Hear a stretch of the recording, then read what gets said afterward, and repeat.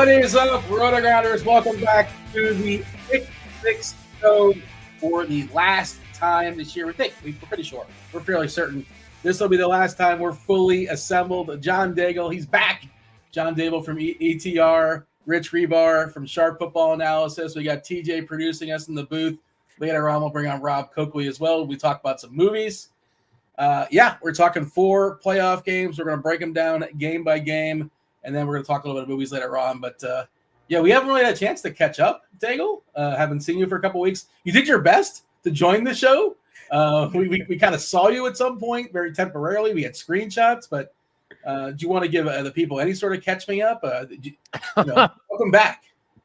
Thank you. Happy to be back. Anytime I tried to talk about football in Asia, I was only met with Lionel Messi.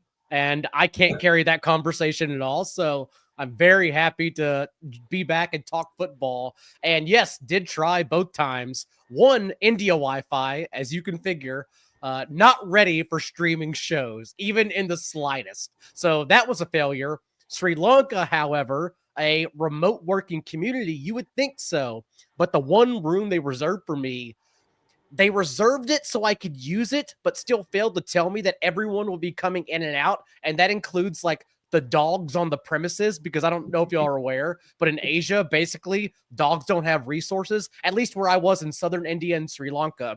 No resource for dogs, but they still live wherever they grew up, and they kind of fend for themselves. And so they just come in and out wherever they please because that's their home. And so the dogs, Whiskey, Gouda, I cannot remember the third one's name, but everyone is just constantly opening the door, leaving them within the room, and then they start scratching and clawing and barking. They have to come back and get the dogs out. It was utter chaos for the first 30 minutes while I was taking notes, and I just told y'all, hey, this cannot happen because I will be absolutely distracted for the next hour and a half of our lives. So here we are, back in Chicago, ready to do this. Yeah, welcome back. I'm sure you had a blast. I'm sure you have a pile of stories. Maybe we'll dig into them off air. Who knows? But we have Rich Hribar. Rich, this is we think it's our last show. We're pretty certain, unless the people completely bombard the comment section. You never know, but powers that be. But as far as we know, this is going to be it. But before, I don't want to say this later. Love this show. Love doing this show. Love you guys. Not just the best of the business as far as breaking down stuff, but really good people too. We sit here and talk for 2.5 hours sometimes. And then when the show goes off air, we even talk even afterwards sometimes. So I think we have a good chemistry, and just appreciate those that watch and support the show as well. Rich, I'm not getting too sentimental, but I just watched The Wild Robot. I guess that's what it is. It has the effect on me. Oh, yeah. Talk about that later on. Wrecks you. Listen, it's been a good ride, man. It's been another good season. So hopefully this weekend is a lot better than last weekend in terms of game quality and games closeness. Although we only have one good spread, the other, we've got 3 games we already seen so far this year.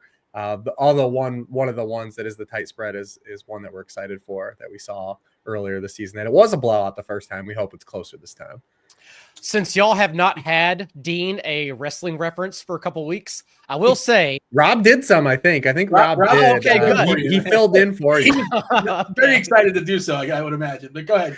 But ahead of WrestleMania, I believe it was 30 in New Orleans, oddly enough, since that's where the Super Bowl is this year. That was the Daniel Bryan headliner. And what happened was he actually was not written into the main event to fight for the title, even though he was the world's most popular wrestler, even with the crowds at the time. He was going to fight Triple H, and it was instead going to be Batista and Randy Orton for the title in the main event. But the crowd got so loud, Dean, and they just kept on like ruining shows by chanting over other wrestlers that they had no choice but to suddenly write Daniel Bryan into the storyline. So I'm saying, but I'm not saying, that if the chat is loud enough, perhaps they can write the pick 6 into the conference championship route. Well, we'll see. We will be happy to do another show for sure. But if nothing else, this will be it for the season. It's been spectacular. It's been a lot of fun. We'll talk our movies that are on. Oh, I have the entire list of all movies we watched this season, so maybe we'll touch on that as well. Oh, you should have did the tier thing. We could have tier power rankings. Oh, you could have put them in the tiers. Yeah. Tiptoes up top, no arguments. It's funny because Tiptoes is like the best and the worst at the same time. So yeah, that movie will live rent free with me forever. Okay. Yeah, 4-gamer. Like you said, the previous games, the wild card weekend was kind of a stinker. I guess it was saved to some extent with Washington, Tampa. Betting was good. A lot of good bets were placed. The bets were good. Yeah. That is the most important thing. How fun it is, who really cares? Were the games watchable and good? With the bets cashed. A lot of bets cashed. And the very first game is probably, if we're going to power rank, right, we're probably the least watchable amongst the four. We're talking about Saturday afternoon. But shout out to DraftKings. Their main contest has all 4 games. I know FanDuel split them up. You could do all 4, but their biggest, they split it up Saturday and Sunday. By the way, I don't know if you guys saw this. I'm assuming you guys saw this with FanDuel. You're not going to believe this. They goofed. David Montgomery is 4K over there. Yep. Yeah, well, one last one for the road, I suppose. Yeah, at least he faces a quality opponent that stops the run.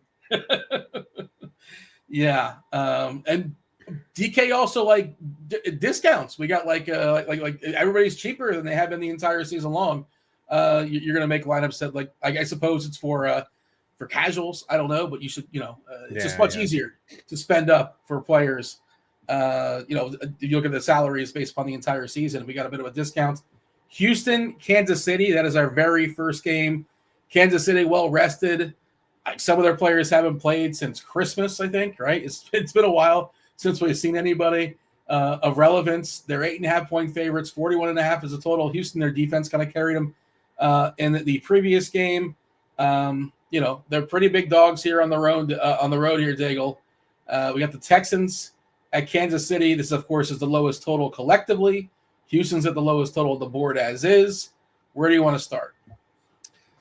Let's start with the Texans offense and them ice skating uphill in this game, because I don't know. I didn't listen back to the show, so I didn't get to hear the analysis on the Texans matchup last week against the Chargers. The one show I got to record with Ross Tucker all week, my view of it was that it was the perfect matchup, like they were the Chargers kryptonite if they were going to win any wild card game, just because the Chargers and how Jesse Minter plays defense, he limits big plays. And guess what? The Texans don't have big plays on offense. So it kind of works out perfectly. They could run the ball and just dink and dunk their way down the field. They got some explosive plays from Nico Collins, but this is not that matchup. We are talking about everyone coming back healthy for the Chiefs now. Without Jalen Watson on the field this year, for example, in their secondary, the Chiefs dropped from 6th and 27th to completion rate allowed. Without Chris Jones on the field, their pressure rate dropped from 3rd to 24th in the league. And both those guys, plus Trent McDuffie, are all eyeing to return in this game. In this first matchup in Week 16, Stroud was under pressure on 49% of his dropbacks, and he was terrible in that game. 37% completion rate, 5.9 yards per attempt, 2 sacks. And probably most important of all is that, in my opinion, the Texans offense didn't change last week. It was still the same shit we saw all season long. They averaged 3rd and 10 against the Chargers. They just happened to escape with the same magic that we saw them on 3rd and long in 2023, not this season, but last season. They had that big 34-yard fumble recovery that C.J. Stroud had, and he looked downfield and launched it to Xavier Hutchinson along the sideline. They had a 13-yard touchdown on 3rd and 11 inside the red zone, and then Nico's 41-yard catch where the defender was making an ankle tackle, dove, and then he, of course, just broke up field. But that's kind of the concern, is that it was still the same bad Texans offense that just happened to escape through Justin Herbert's season high 4 interceptions when Mahomes hasn't thrown 4 interceptions total in his last 10 games combined. I'm very much worried about the Texans offense as a whole. Even Nico Collins in this game. DraftKings has his prop at 81.5 receiving yards. First of all, he had 60 yards the first time they played, and this is still a Chiefs defense that we've talked about all year. You don't play outside receivers against. Like, trust me, I am not one to poke holes in Nico Collins. He can definitely just jam this right back in my face. But we have some really good expensive running backs we need to pay for on this slate, especially since DraftKings, the main slate, the featured one, is the 4-game option. And so when we're talking about getting up to a Monroe, the 3-4 top-heavy running backs, Nico Collins is a guy that I kind of leave out in most of my lineups just because the Chiefs are allowing still the fewest points per game allowed to boundary receivers. And I think it's going to be just a really tough battle here for the Texans offense as a whole. Yeah, I mean, you're betting on, ownership, goofy variance, On paper, it doesn't look good for the Houston offense. 16.5 total. And if they can't get the Collins, okay, what's plan B? Like, they're probably not going to be able to run the ball successfully with Mixon, Mechie, Woods, Hutchinson, Schultz, Stroud, is taking a step back this season. It's hard to feel confident about anything. And that KC defense, like you said, getting fortified. Rich, Houston, amongst the 8 teams playing, probably the 8th most interesting offense. Is that fair to say? Yeah, I think that's fair. They have 2 good players, and the Chargers, we talked about last week, they weren't going to be able to stop those 2 players. Like, the matchups were good for those 2 players. They aren't good for them this week. The Chiefs don't give up any rushing yards. I mean, they're second in the NFL in yards allowed after contact per carry. Mixon did really nothing in the first game. So, I mean, it's just a spot here where you're not trusting him as a road dog, that has a 17-point team total. Not even outside receivers. I mean, there's been one 100-yard receiver against the Chiefs the entire season. So, like, even if you pay for Nico Collins and you get a touchdown at his price, like, what kind of upside are you absolutely squeezing, out of that? So it's just a real tough spot to have any type of faith in those guys. And like Daigle said, I mean, they were in 3rd and long on 36% of their set of downs last week. It was the highest rate of any team in the wild card weekend. It was literally the same stuff that we've seen from the Texans all season. They just faced an opponent they were able to skate by with. It's also the fact that Nico, because Bobby Slowick is not setting up for success, isn't really getting these elite target shares that some of the other receivers that we're trying to pay up for here are getting either. Like, these last 3 games without Tank Dell, Nico's only seen 19.3%, 17.8%, and then last week, 25% target share. But that 25% share was matched by John Mechie as well. So, yeah, he's just a player I'm unfortunately probably going to leave out as we start the slate, and late swap is ever so important here with 24 hours in between games. Yeah, I'm having a hard time selling myself on some of these Texans. And then Kansas City, Rich, it's just, Mahomes isn't terribly sexy. Like, he's fine, right? He gets the job done when necessary. Is he going to get pushed? I don't know. Probably not. And all the different options they have out there. We have seen, I feel like we've seen in years past where Kelsey gets more in the playoffs.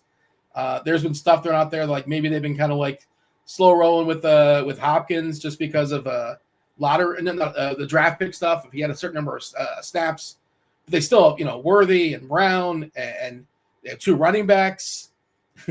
How much are they going to get pushed? Like, I can't even get excited about Kansas City, Rich. How about yourself? It's tough, especially when you look at like the remaining slate. Like, even if you're playing Saturday only, I mean, you have the night game looming, where we have a team with literally the highest team total that any team's had in a game this season.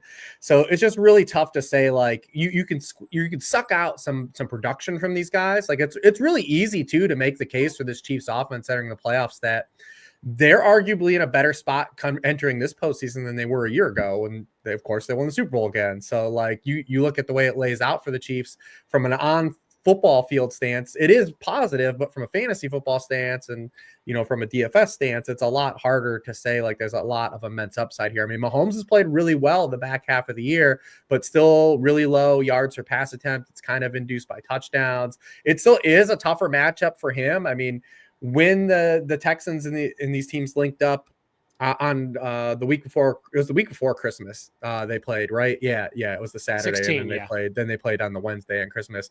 I mean, still 6.3 yards per pass attempt. He added 35 rushing yards and a rushing touchdown, which kind of got him over the 20-point total. And it's just hard to really bank on that kind of happening, again in this game. So I think Mahomes is fine. Is he going to be a guy, though, at his salary that drops like a ceiling game, especially when there's just other quarterbacks on the slate? Like I said, the late game, and then you get to like the showdown in Buffalo. It's just really hard to make a case for those guys.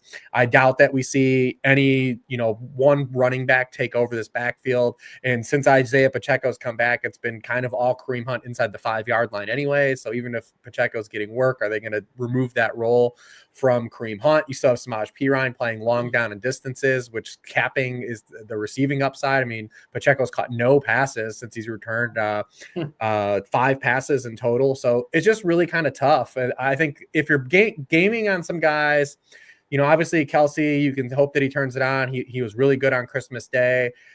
Still, to me, the only Chief that like is moderately interesting is Xavier Worthy. Yeah.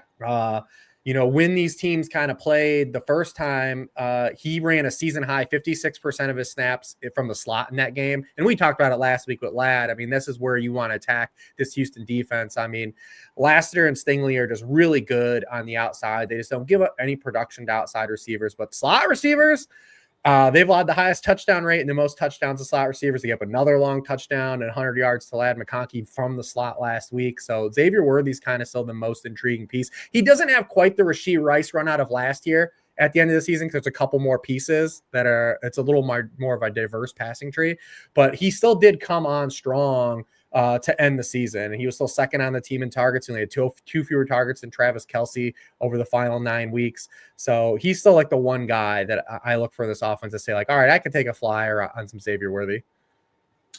By the way, Ross weather report is out. Kevin Roth, yellow in Kansas City for what it's worth. It's a Wednesday night. We're not freaking out about weather. Just want to throw it out there. Cold and dry. Game time temperature should be in the low to mid 20s. 10 mile per hour sustained, wind gusting over 20 miles per hour. So, nothing to freak out about. Just wanted to throw it out there. What you expect this time of year. Daigle, you're going to pitch me on somebody on the Chiefs. I guess it's Worthy, possibly Kelce, as Rich is talking about. You got anybody else? You want to double down on any names there? I guess the best argument is, Daigle, is that you can sort of play the results, right? You can kind of go from there. That's the advantage if you hit on this game. But, what if they're all whammies? It's possible the entire game is filled with whammies. Yeah, it's kind of the same argument that was happening against Travis Kelce going into last postseason. He had his fewest yards per game since 2015. He goes into the playoffs, and then across 4 games, he doesn't score less than 14 fantasy points, doesn't go below 70 receiving yards in any of those contests. It's kind of the same thing. He's come off a career low 51 yards per game, but he did leave the regular season with 19 and 29% of the team's targets in his last 2 contests. We expect him to be a full go here now that it's the postseason. And DraftKings, it is to your point, Dean, you mentioned they did push all salaries down this week, but it is the cheapest Travis Kelce's been in any game all year. He's $5K. Mm-hmm. And so for someone of his upside, where like you can double flex tight end in the slate, certainly I'm very interested in Kelce. Hollywood Brown's going to definitely get some ownership because he is lower salary, but I'm trying to wiggle my way to find Xavier Worthy because I still think, for all the things Rich said, the ceiling is significantly higher. Also, we expect them to probably give Worthy a carry or two, as they've shown us in the past this last month. Yeah, and the chat's going to Noah Gray, but I'll say be cautious. I'm not going to yuck anyone's yum that's just chasing a touchdown from a tight end. But since Hollywood Brown came back, the Chiefs actually ran their lowest rates of 12 personnel. They're in their highest rates of 11 personnel, which inherently makes sense. We should expect Hollywood Brown to still even get extended run now coming into the playoffs. But they only ran 12 personnel on 29% and 32% of the plays with Hollywood Brown coming back. They were at 41% prior to Hollywood Brown coming back. And as a result, Noah Gray just wasn't on the field. He only had 2 catches in those games that Hollywood Brown came back. So if you do want to chase a touchdown, that's fine, I think, at that cost. But I would just be a little bit cautious that that's really all you're doing at that cost. Anything else as far as Houston, Kansas City, or shall we move on? We'll go through the slate. I think I have to determine what kind of fields I'm going to play him in, but I am somewhat interested in Mahomes. Like, I am trying to get a 300-yard burger and then get ahead of the field, knowing that like my lineups could also be dead after game 1 and I can just close the laptop. But I am interested in Mahomes, honestly, just because like the Sims are pushing a lot of Chiefs here because the salaries are so good. So instead, just trying to beat the field to the first quarterback is interesting to me. Yeah, I think when you look at this Chiefs team where they were last year, in the playoffs last year, it was just Kelce and Rice. They got 53% of the team's targets. And you look at this Chiefs team right now, and it's not just, Kelce and Worthy. Now you have Hollywood back. You have Hopkins now. Could he get ramped up a little bit? Like they just, and you have like a little sprinkling of the Noah Gray. They just have more dudes this year. By the way, to your Kelce point and just the overall point on DraftKings, this is the cheapest we've ever seen Mahomes all season, down to $6K. Oh, okay. And somewhat surprisingly, or maybe because to that point, and again, Wednesday night, yada, yada, yada, ownership. And it's pretty condensed, but we have Mahomes right now is the most popular quarterback at 21%. It's, again, 21% Mahomes, 17 Goff, 16 Daniels, 13 Allen, 10 Hurts. Stroud is not dead last, somewhat surprisingly. He's 6% with Stafford right behind him, percentage points basically. But a little surprised to see Mahomes as the top guy. This stuff can change, but it is a pretty good salary. But again, as is everything sort of relative to the slate. We did mention, you alluded to it, Rich, the 32.5 team total for Detroit, 55.5 total, also in a dome, which is, that sort of speaks to the total. Washington, 9-point dogs here, 9.5-point dogs. Daniels versus Goff. They're getting Montgomery back as well. We did mention, again, worth another reminder, 4K Montgomery on FanDuel, which seems kind of ridiculous. Rich, you want to start with Detroit? By all means, go for it. You want to go with Washington? That's your choice as well. Well, just in general, we're getting the two teams that have punted the least in the NFL. Detroit is the lowest punt rate per drive. Washington second. We have Detroit is third in the NFL in fourth down conversions. Washington second. We saw Washington aggressively play on Sunday night. They're trying to score touchdowns. And when you have that in an environment like this, that's what we love, because they're going to need touchdowns in this game. Do they even stop the Lions?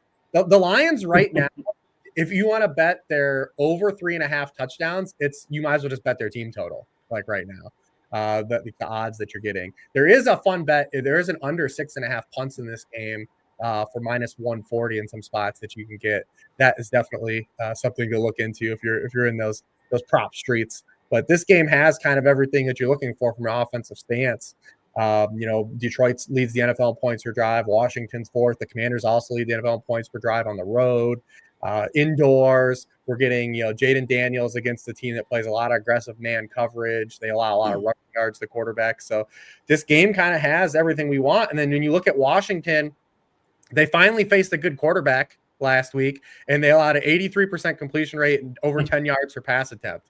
They were just lucky that the Buccaneers only threw 18 times in that game, or else it could have been a lot worse. Because remember, we talked about it last week. Coming into that game against the Buccaneers, they had been on a run where they faced Cooper Rush, Will Levis, Spencer Rattler, Kenny Pickett filling in for Jalen Hurts after the first drive, Michael Penix in his first road start, and then Trey Lance.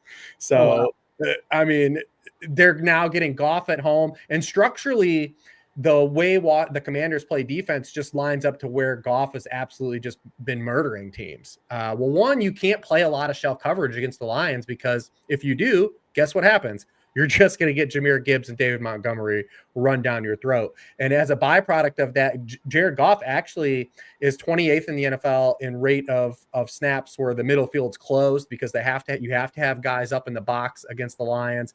And as a byproduct that, you have to play a lot of cover 1 and a lot of cover 3. And if Washington does that, which is what Dan Quinn did with Dallas last year against Jared Goff and with a lot better defense, that just plays right into the hands of Jared Goff. No one's faced more cover 3 than him this season. He's been absolutely excellent.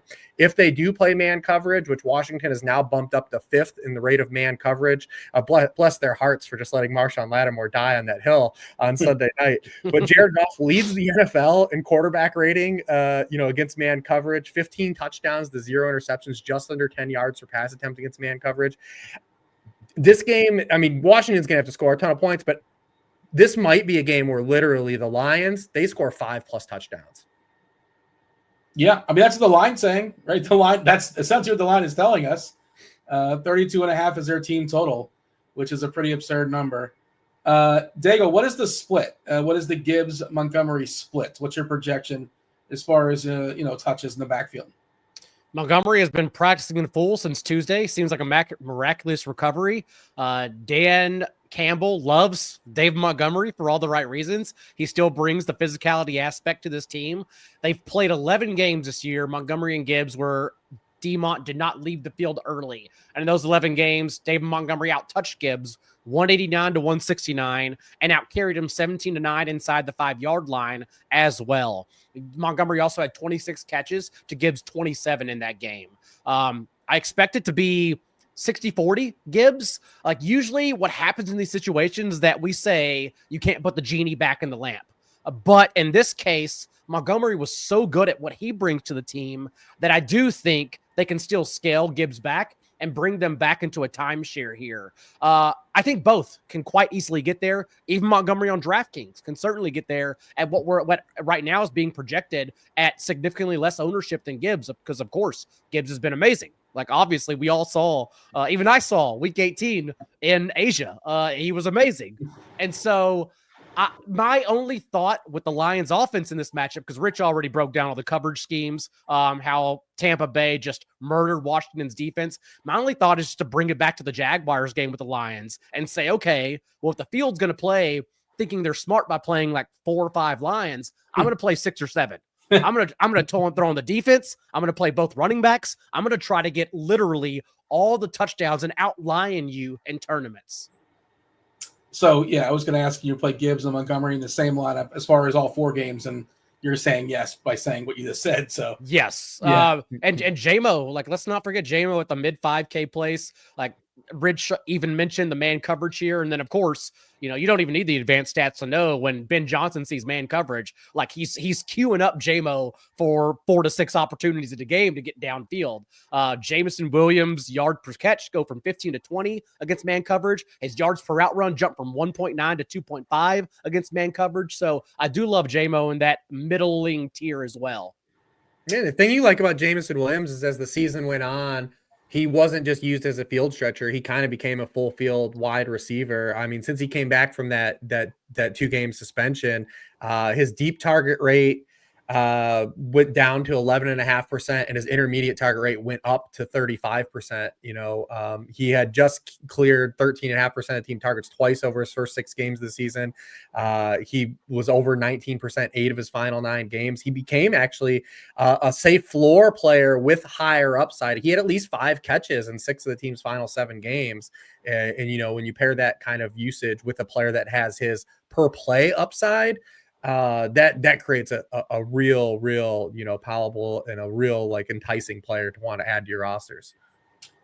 Rich, you want to touch on the Washington run backs? Of course, Daniels is a really solid choice in his own right. Scary Terry, pretty clear and obvious pairing. We learned last week that you're supposed to, or maybe consider, you know, you got to respect Alamedi Zacchaeus. I don't know if you do. That was sure. Diami Brown was the dude. I was waiting for TJ to chime in on that for chat. Oh, yeah. TJ's the agent. It's a callback to those that watched the entire season. But yeah, what do you have as far as the old Commanders? Yeah, it's tough to, you know, we've seen now since Noah Gray was out for the season, we've seen kind of Zacchaeus have a game where he stepped up. We saw Diami Brown have his career game. We even saw the ghost of Jamison Crowder catch a couple touchdowns in one of the games.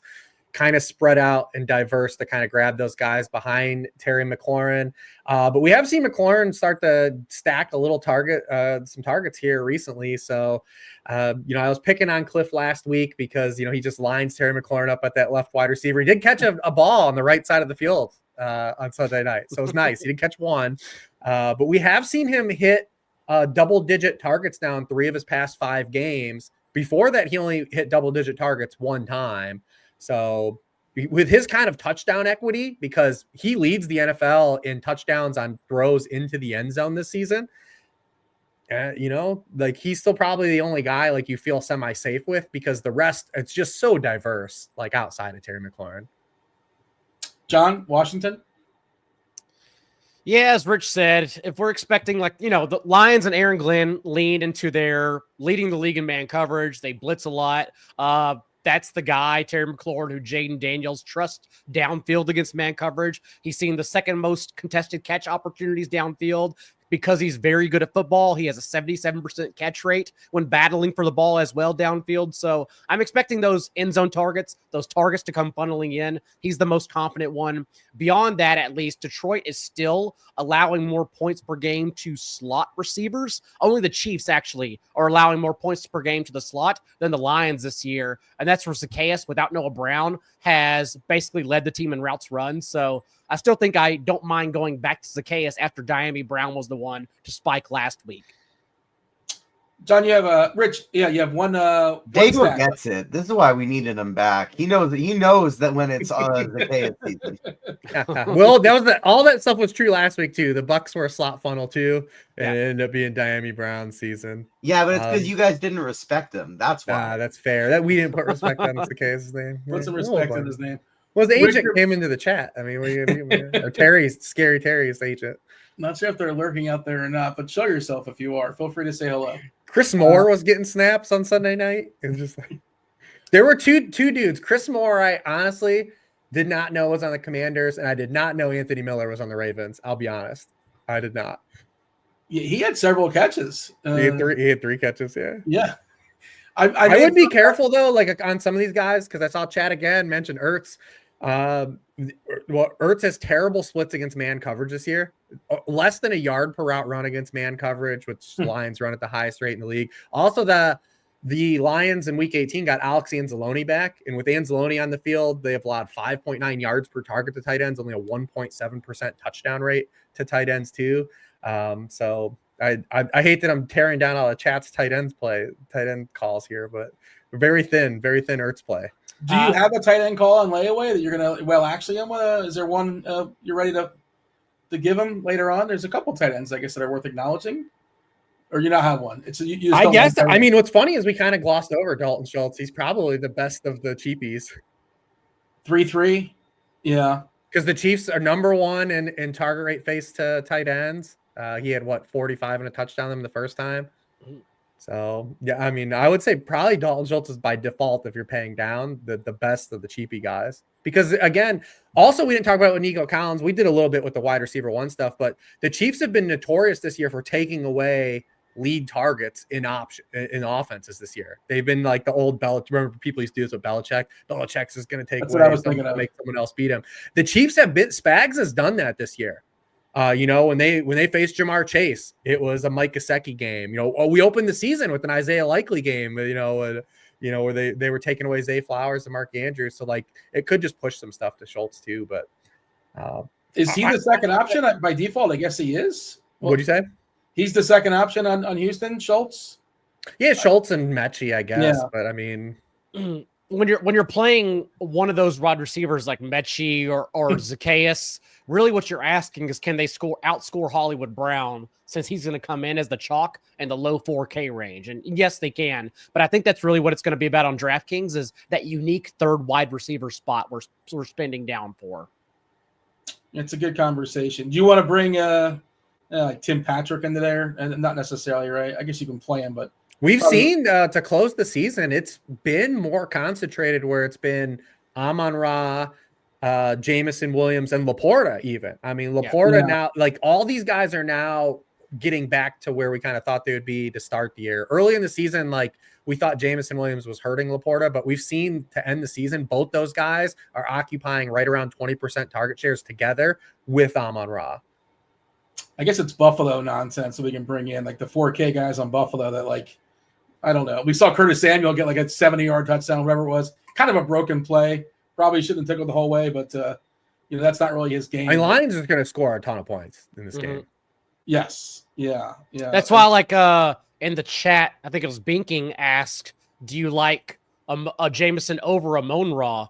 And the thing is, since the salaries have been depressed on DraftKings, like, we're not talking about 8K Amon-Ra this week and like not reaching his ceiling. At 7,200, if you get 16 a touchdown plus the highest team total, like that's good probably, especially since we're comparing him to Nico Collins or AJ Brown at the top there. So still love Amon-Ra, but in terms of ceiling, man, I do actually think Jameson has a higher ceiling than Amon-Ra this week.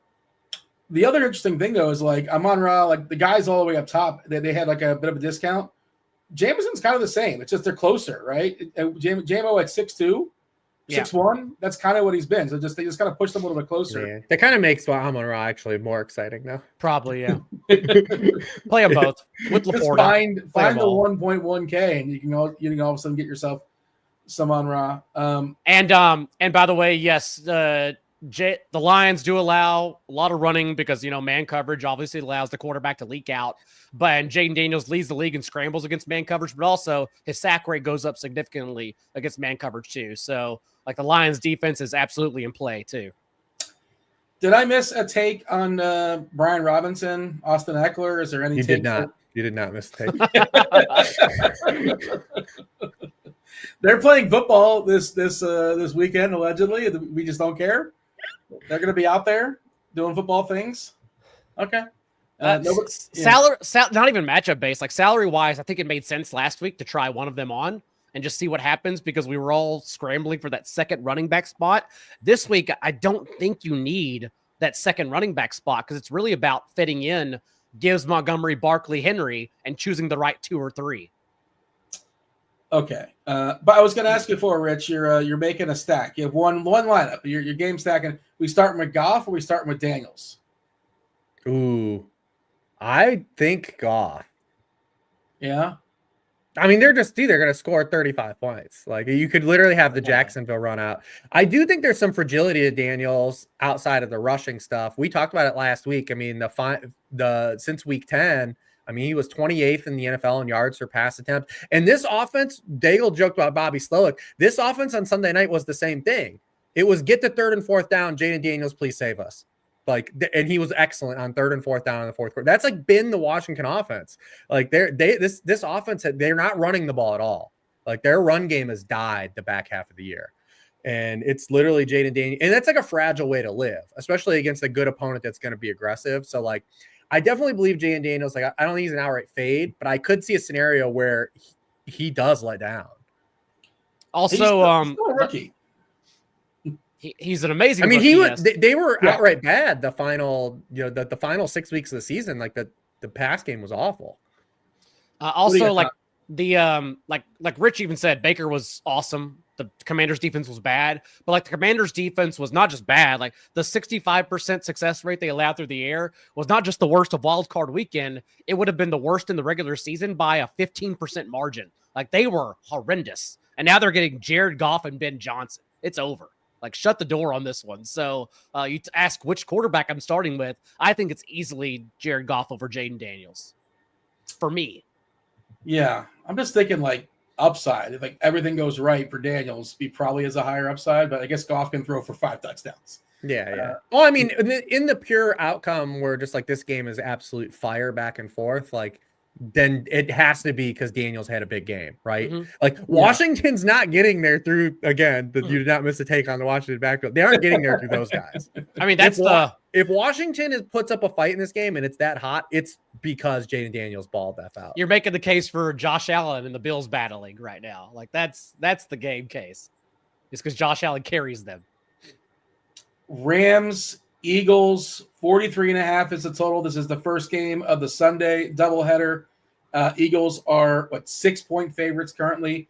Roth has this game at yellow, a bit chilly, upper 30s, a light breeze, 10 miles per hour, and a lowish chance of some showers. John, start where we're going to start. Rams out of the dome on the road in Philly. How's this going to go? Again, since I didn't listen to y'all's perspective last week, I don't know y'all's breakdown on the Rams-Vikings game or the Eagles-Packers game, but the way I viewed it going in was that, yes, the running the ball was the Packers' identity, but if they tried to do that against the Eagles, they were just going to fail and lose the game, and yet they tried to do it against the Eagles, and they failed and lose the game. They ran on except for that one awesome run. Yeah, that's true. That was almost the best run that we've seen in a long time, man. That was the best play they had all the game. They ran on 54% of their early downs. They got into second and long like most of the time because the Eagles only blitzed Jordan Love once. And it's because Vic Fangio just sat back, played zone coverage 81% of the time, played cover 4 on 61% of their snaps when he only ran that 19.5% of the time during the regular season. And because of that, Josh Jacobs had just zero breathing room against those big guys in the front seven, 0.3 yards before contact per carry, just suffocated basically every time he touched the ball. And that's the thing with this Rams offense is that has at least been their identity. Although Stafford was still very good against the Vikings, it was only 27 pass attempts. They still have a negative pass rate over expectation now. The last 4 games the starters have played, their identity has been through Kyren Williams, who hasn't even really been efficient, but has been an every touch option who's been getting there. And I'm just worried that could be their offense in this game. If you do see a lot more, I don't know. I don't know how the Eagles are going to play this. I don't know how Fangio are going to play this, if they're going to play the same style of defense. If we do see that, it is still Stafford against zone coverage, peppering Puka Nacua, who does have the 5th highest target per route run rate. He's been targeted on 33% of his routes against cover 4 this year. So that's acceptable. But really, like when you're playing the Rams offense, you're worried about, in my opinion, Kyrie Williams' efficiency against this front 7. And more importantly, Cooper Kupp. Because really what's happening that if you play Stafford, you have to play Cooper Kupp because that's how Stafford reaches the ceiling. Like Cooper Kupp has not been able to get there, maybe because he's fallen off completely. But really, I just think it's because Stafford has only reached 30 pass attempts once now in the last month when he's played. Like the volume has not been there. And so if you are foreseeing a ceiling, you basically have to double stack Stafford here because otherwise it's just going to be a Nakua high floor game again. I don't want to be game log guy, and I'm sure you've heard enough about Cooper Kupp and like how washed he is now. In one target last week, 3.9 DK points last game. Week 17, 3.9. Week 16 versus the Jets, 5.4. He got 0 versus San Fran. That was the game where there was like weird wind and weather, so whatever. He did put up a big score against Buffalo in that shootout, 20 points, and he was terrible versus New Orleans. But yeah, a lot of people are saying that Cooper Kupp, it might be over. Just kind of throwing it out there. But also that means he's going to be unowned. Rich, your take as far as Kupp and the Rams offense. By the way, Higbee, he left last game with a chest, but it looks like they're optimistic he'll be back. Similar price. They asked McVay after the game. They said, so what's going on with Higbee? And he said, he's coughing up blood. He'll be fine. It's like, oh, okay. I guess he's trending towards playing though. That's a football coach answer if I ever heard one. Yeah, basically the same price as Dalton Schultz. Rich, what do you got in the Rams? Yeah, don't like them. I don't think I'm going to play a Ram. I mean, the Eagles allow the fewest plays in the NFL. They mush teams. They make you play slow. They don't care. They were just outright punting the ball to the Packers last week. Like they just outright ran. They just like ran on 3rd and long like 3 different times last game because they were just like, you can have the ball back. We'll stop you and get it back in a better spot, and we'll see what happens next drive. Like they didn't even care. And I just feel like this sets up really well for the Eagles to do what they want to do between Saquon and all their stars. We talked about last week getting Dallas Goedert back. It was during the regular season, all of Goddard, Devontae Smith, A.J. Brown, and Saquon Barkley had only played 10% of the snaps all season, and they got those guys back. Hurts didn't even play good, and it didn't even matter. The game wasn't even close, and Hurts was awful last week. And it has to be downright scary, right? For like, and these two teams played. Saquon Barkley had over 300 yards when these teams played, earlier in the season on the turf in LA. So maybe they keep him under 300. This game, he had 2 70-yard touchdowns. We definitely won't count on that, but I just don't really see how this Rams team like slows them down. Like really the only way is just like you have to get immense pressure on Hurts. But how do you pressure a quarterback that doesn't drop back? Like he has no dropbacks. So, I mean, it's just a really tough spot, I think, for the Rams in general. Barkley in that game, 255 rushing yards on 26 attempts. He broke off a 72-yarder, couple touchdowns, and 47 receiving yards on 4 catches. 49.2 DK points. Man, that is a big boy score.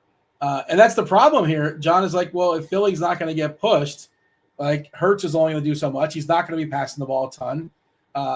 Is A.J. Brown, has he found his inner excellence? I don't know. You tell me if he's found that or not. Smith is there. Goddard's there. It's kind of straightforward, and we'll talk about Baltimore Buffalo in a second. But like I don't want to like ignore game theory and ownership and all that kind of stuff. But I feel like I'm just kind of throwing some teams out, and I'm kind of with Rich too. Like I can't get excited about the Rams. Do you see that any differently as far as Philly? And is anybody going to besides Barkley? Do we see a ceiling game from Hurts if he's not getting pushed?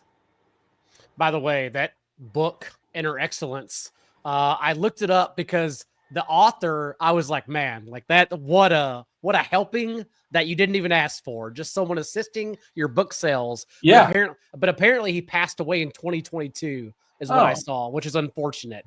But hopefully the family is fending off those, that little bump in mail paychecks that they're getting suddenly from Amazon. So that's insane. But for the Rams hanging around, I don't like to write off Sean McVay ever completely. We've seen the Rams, Stafford in years past show up in games they had no business showing up in. I would even argue like that Bills game included at home that they knocked them off, you mentioned, by 2 points. The last time we really saw the Rams be explosive, and that was over a month ago. But yeah, like Rich, I expect it to be the lowest scoring game of the divisional round. It's just going to be a slog, in my opinion. And if the Rams do something, it would be shocking, yes. But unfortunately, I don't think I'm going to have much exposure given the salaries of these players too. And this is even including Kyron Williams, who, again, I expect to be in every touch back without Blake Corum if Blake Corum's out. Kyron also has at least, 3 targets in his last couple games as well. So he's doing this in multiple ways. It's just going to be so tough against this Eagles defense that continues to be the best in the league. So, yeah, I don't know how to treat the Eagles outside of perhaps getting Saquon Barkley. But in a vacuum, I think I like Derrick Henry over Saquon Barkley. That's a discussion for the next game, though. I was going to say Kyron, cheap as he's been all season, but he was 6'8" to start the year. Kind of worked his ways in the 8s, and now he's back down to 6'9". He started that game off hot when they played earlier in the year. He had 6 carries for 46 yards and a touchdown the first 2 drives, and then 10 carries for 26 yards the rest of the game. Vic Fangio did not respect this offense in the first game. They actually played one of their highest rates of man coverage in that game, their 4th highest rate of the season. Against man coverage, Stafford is only 5 of 12 in that game. It was all junk points for the Rams offense. Like I think it was 37-13 at one point in this game. And then they had a little bit of run out towards the end. Saquon just took this game over, and that's kind of like been the story of the whole Eagles season. I think when we see, I was trying to pull it up to see how many passes Hurts threw in the second half of that game. Threw 7 passes in half, and that's a story with the Eagles, right? And we saw it again last week in the game. Like, they will be a little aggressive to start the games and establish a lead, but you just don't know when they're going to throw the ball 5 times in a half. And you have that drive against the Steelers, right, where they can just nuke a quarter. And this team is just they're terrifying, man. Because Hurts was awful, and that game was never even in there was never a point you thought the Packers were going to win that game, and Hurts was even good at all. It's so funny because there are 7 things wrong with the Eagles, and it hasn't mattered at all. They're still arguably the best team in the NFC. I mean, we've all been waiting on Eagles Lions. Hopefully we get it. I think we've all been waiting on it. Well, you remember they went on an 11-game win streak or something like that, and there were still rumblings, and AJ Brown is still upset. There's also all sorts of weird things you're hearing out of Philly, but this is a massively winning team. I mean, listen, AJ Brown averaged 1.6 targets per game in the second half of games this season. 1.6. And listen, they were winning in the wild card matchup, and he was reading a book on the sideline. I know he says that he's done that every week. I have some questions about that. That the cameras just now caught it in the wild card round. I kind of disagree with that. Yeah, I don't think the Rams no show. I want to give McVay some respect and say I just think that the way the style of football the Eagles play, where they mush you into playing slow, and McVay already inherently kind of wants to play slow while they can. They want to establish Kyron Williams. They want to play a balanced offense, in his heart of hearts. It's just, does this game really end up popping? And I think it's harder to say it does. I think I'm only going to have Puka in large field and in a medium, smaller, high stakes. And Puka's fine. What you're going to get out of him. Yeah. High stakes, single entries, though, I think I'm going to leave him out. Back to the book thing, John. I have some questions, and I'm sure you thought about this as well. Was he actually reading it? Was it a bit? Does he just kind of stare at it and he sort of takes back to when he was reading it? Or is he actually reading chunks of paragraphs on the sideline while the game is going on? It's the first time we've seen it. Yes, it's the first time we've seen it. Again, I doubt that the cameras, though, just picked it up in the wild card round if a wide receiver's reading a book on the sideline every single week. It just seems like this is the A.J. Brown diva thing to do, and it's hilarious, to be fair. It's a good bit. Was it Mark Sanchez caught eating a hot dog? Remember that? Not since Mark Sanchez got caught eating a hot dog on the sidelines as maybe Jerry Glanville throwing a punch against the Houston Oilers. Kevin Gilbride, I believe, if you're old enough to recall. I'm trying to think of all the wild things that have happened on sidelines over the years up top of the dome, and that's what I got. If you got anything else, by all means, add it to the conversation. But we shall move on to the main event. Baltimore, Buffalo, 51.5. Lamar versus Josh Allen. We've already voted for MVP, right? The votes are already locked. I think they're locked. Yeah. Okay. Kind of silly, but okay, whatever. It's also silly that like they showed, everyone knows that graphic they showed last week during the Bills game where they put Lamar and Josh Allen next to each other and their stats next to each other and said who's going to win MVP. But Lamar Jackson's stats are significantly better than Josh Allen's. Yeah. And they're like, oh, look how close they are. No, they're not close. Lamar was literally better than Josh Allen in every aspect of the game. But they're debating MVP. Like, I don't think it's a debate. I think it's Lamar.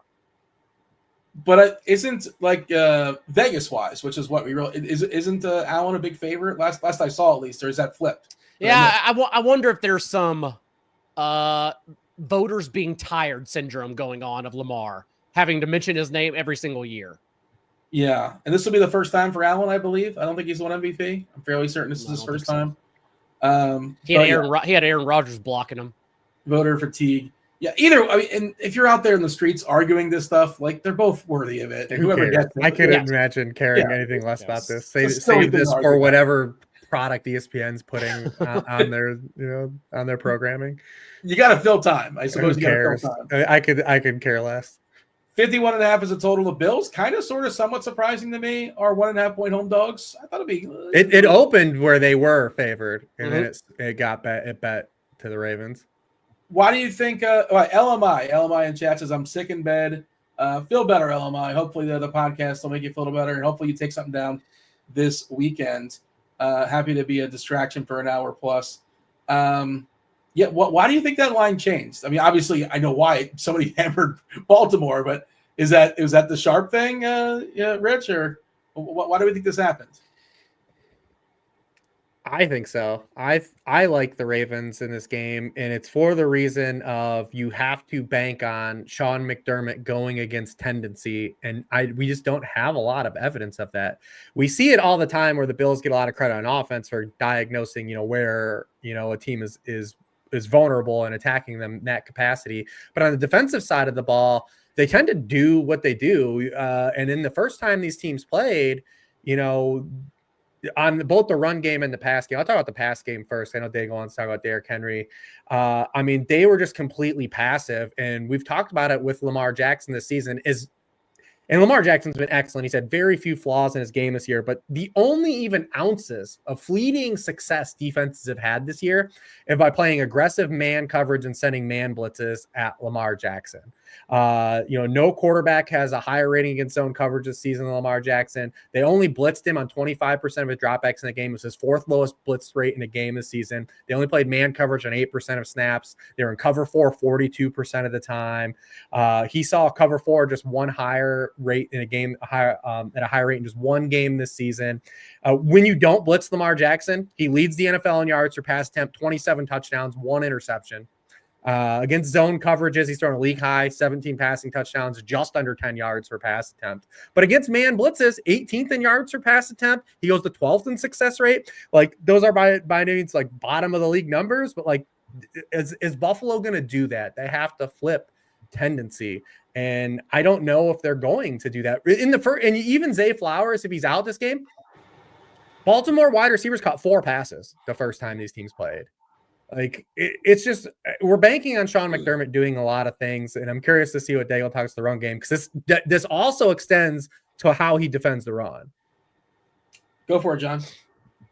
Yeah, it's the way I believe the Ravens are going to play, and that is they, like Rich said, like where the Bills don't change their tendency, the Ravens like saw what they had without Zay Flowers. They said, actually, Tylan Wallace, you get the hell over there. We're just not going to play you at all. We're just going to run 12 personnel. We're going to throw a 6th offensive lineman out there, and that's how we're going to deploy our offense. And then they, of course, went ahead and murdered the Steelers. Now, that's also the Steelers stubbornly played nickel coverage, despite the fact the Ravens are putting out heavy personnel.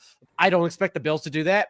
But at the same time, that's the concern here, is that this has been the Bills' issue all year long, as they've been a terrible run defense. And yes, they have gotten better with Matt Milano when he's been on the field this last month, when he's been available. They've increased from 4.1 yards per carry allowed with him on the field when they were 5.1 before, and one of the worst run defenses in the league.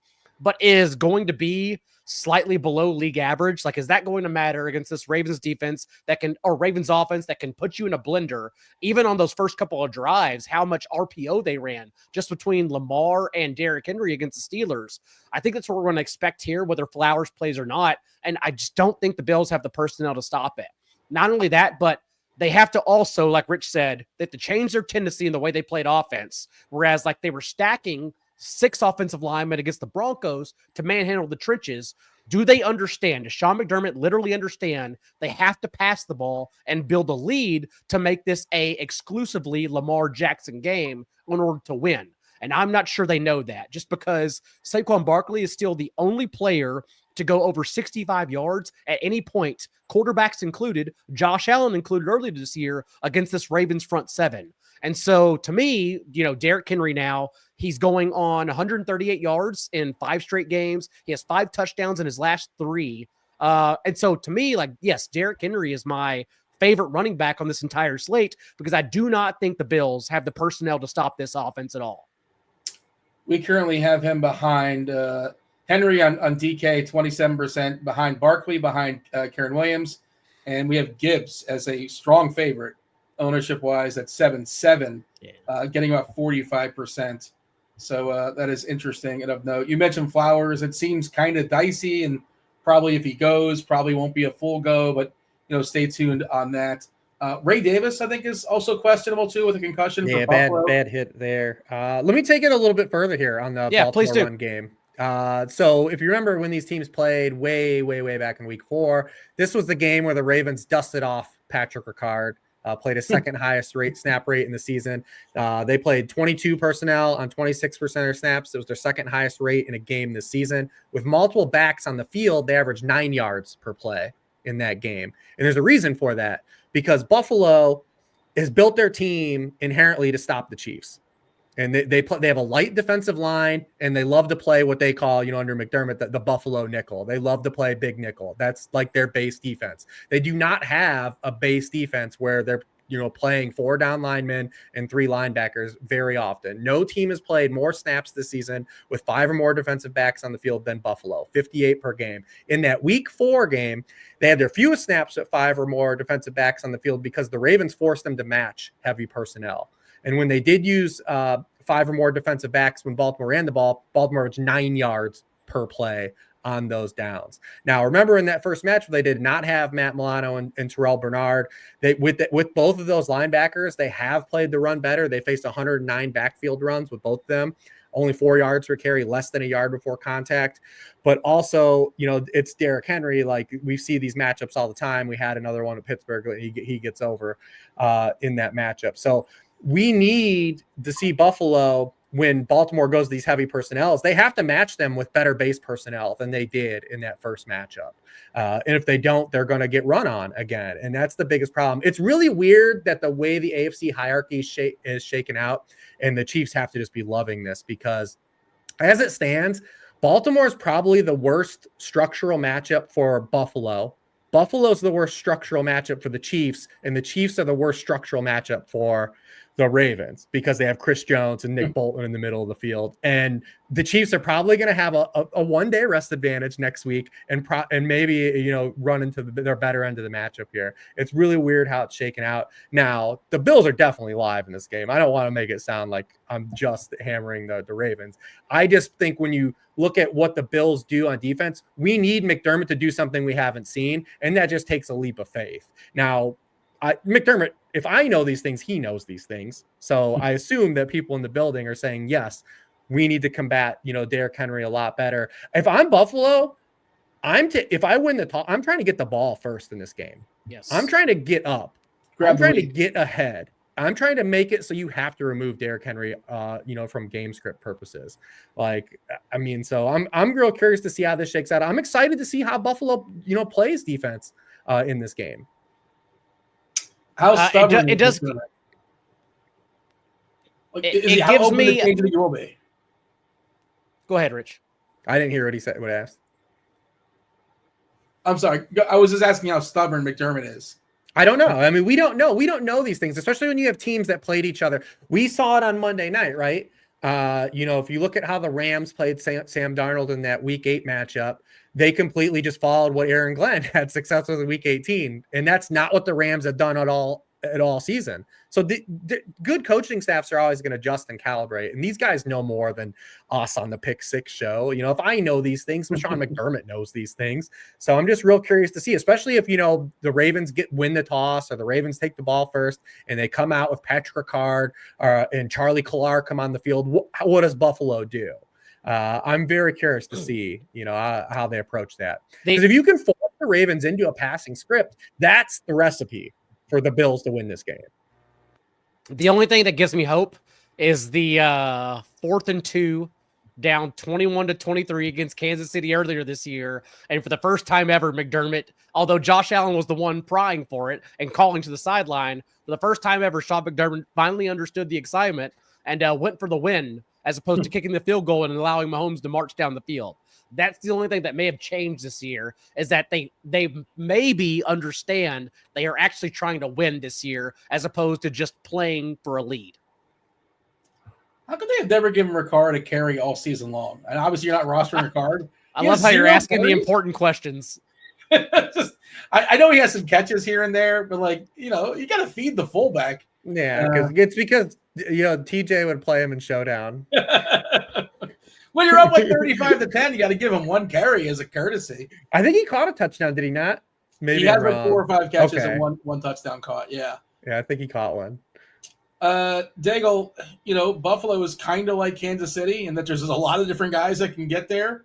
Is there somebody you feel confident about among Shakir and Coleman and Hollins and Cooper and Samuel and Kincaid, and where maybe Davis is gone, but they have Ty Johnson out of the backfield. Of course, there's James Cook.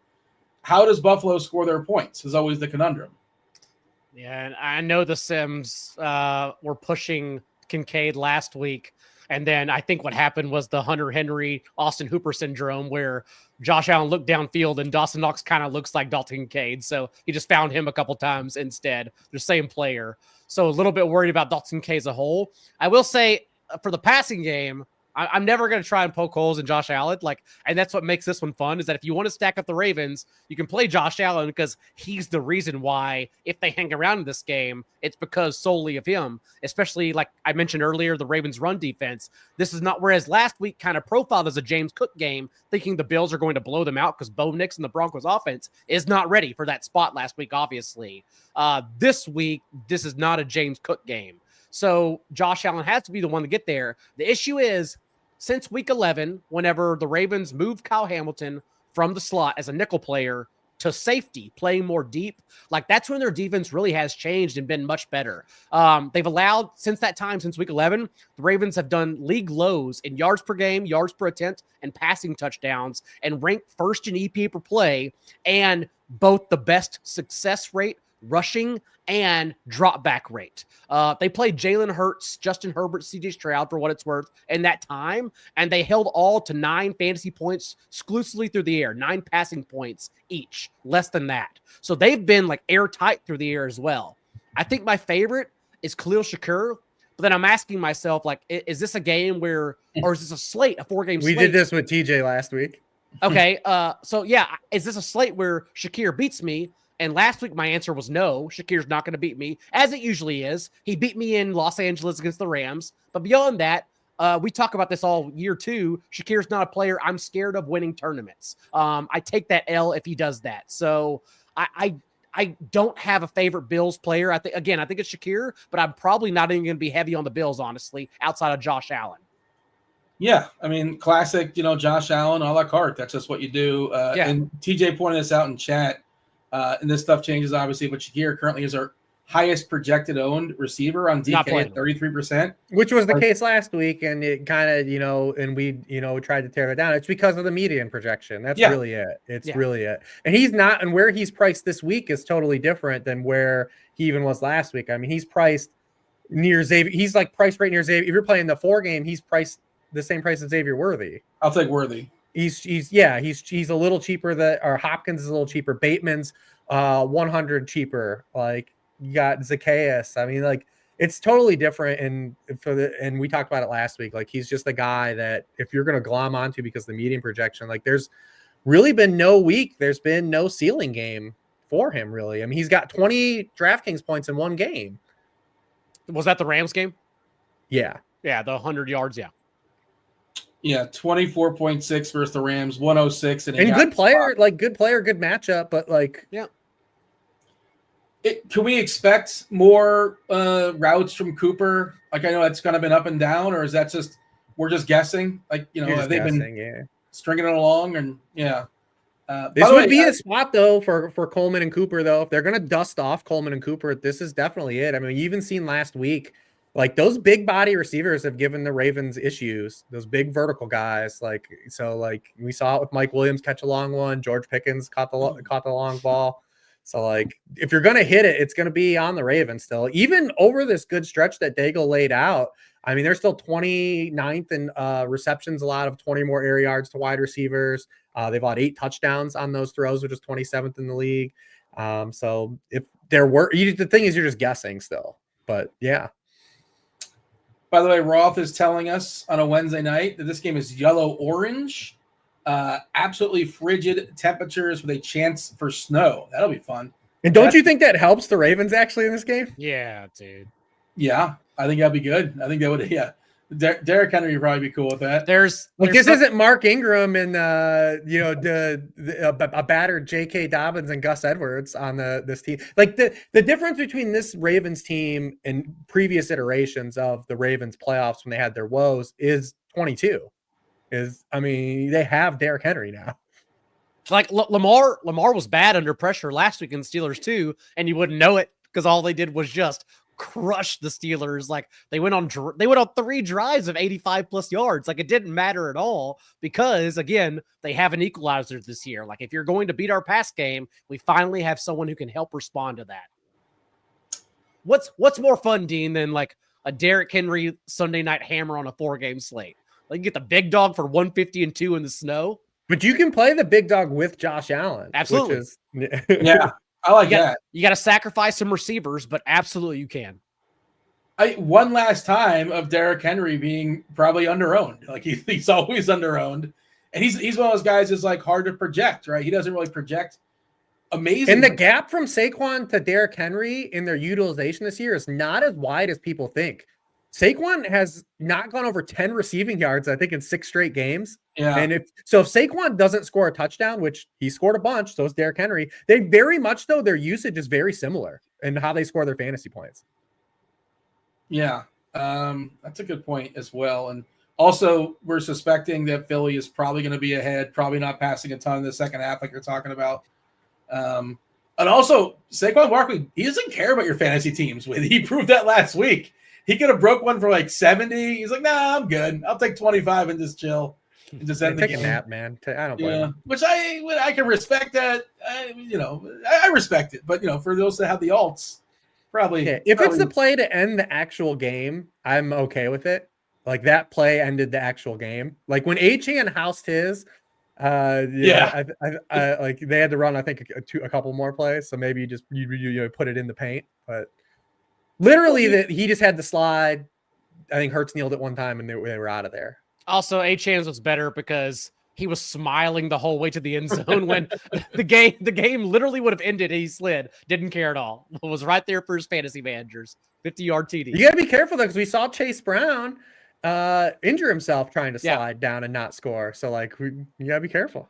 Yeah. Where Isaac Garindo took the bullet twice this year. He slid twice in 2 different games. Rough season for him. Rough season for Garindo. Yeah. I don't. Is he? Was it? I know he's out for the season, but hopefully it was nothing too serious. I don't remember. I don't recall what it was. So I do remember seeing getting carted off. But they'll draft a 2nd-round running back for us to worry about next year. Don't worry. Yeah. I mean, I'm thinking about Garindo, but yeah, that's why running back. No, I'm talking about the Niners. Yeah, they'll draft a 2nd-round running back. Don't worry. They'll be fine. You can find, and that's why running backs don't matter. Air quotes, right? All right. Way to close it though. This is the game I think everyone wanted to be the Sunday night game. Yeah. That's not technically night. It's it's like whatever. It's like that weird time, like 6:30 Eastern. But I'm pretty sure this is the game we wanted to end on, especially when you talk about just the high spreads that we talked in the first 3 games that we had. And then you've got like the two MVPs, 1 and 2 going heads up. Like there's a lot of narrative here in place. Also, I mean, the Bills, like this has been their bugaboo. They've lost 3 straight times in the divisional round, twice at home. Like they've had a little bit of issues this round. Obviously, you have the Lamar playoff stuff. Like there's a lot of really good narratives surrounding this game too. It's by far the most appealing game from, I think, all around football stands.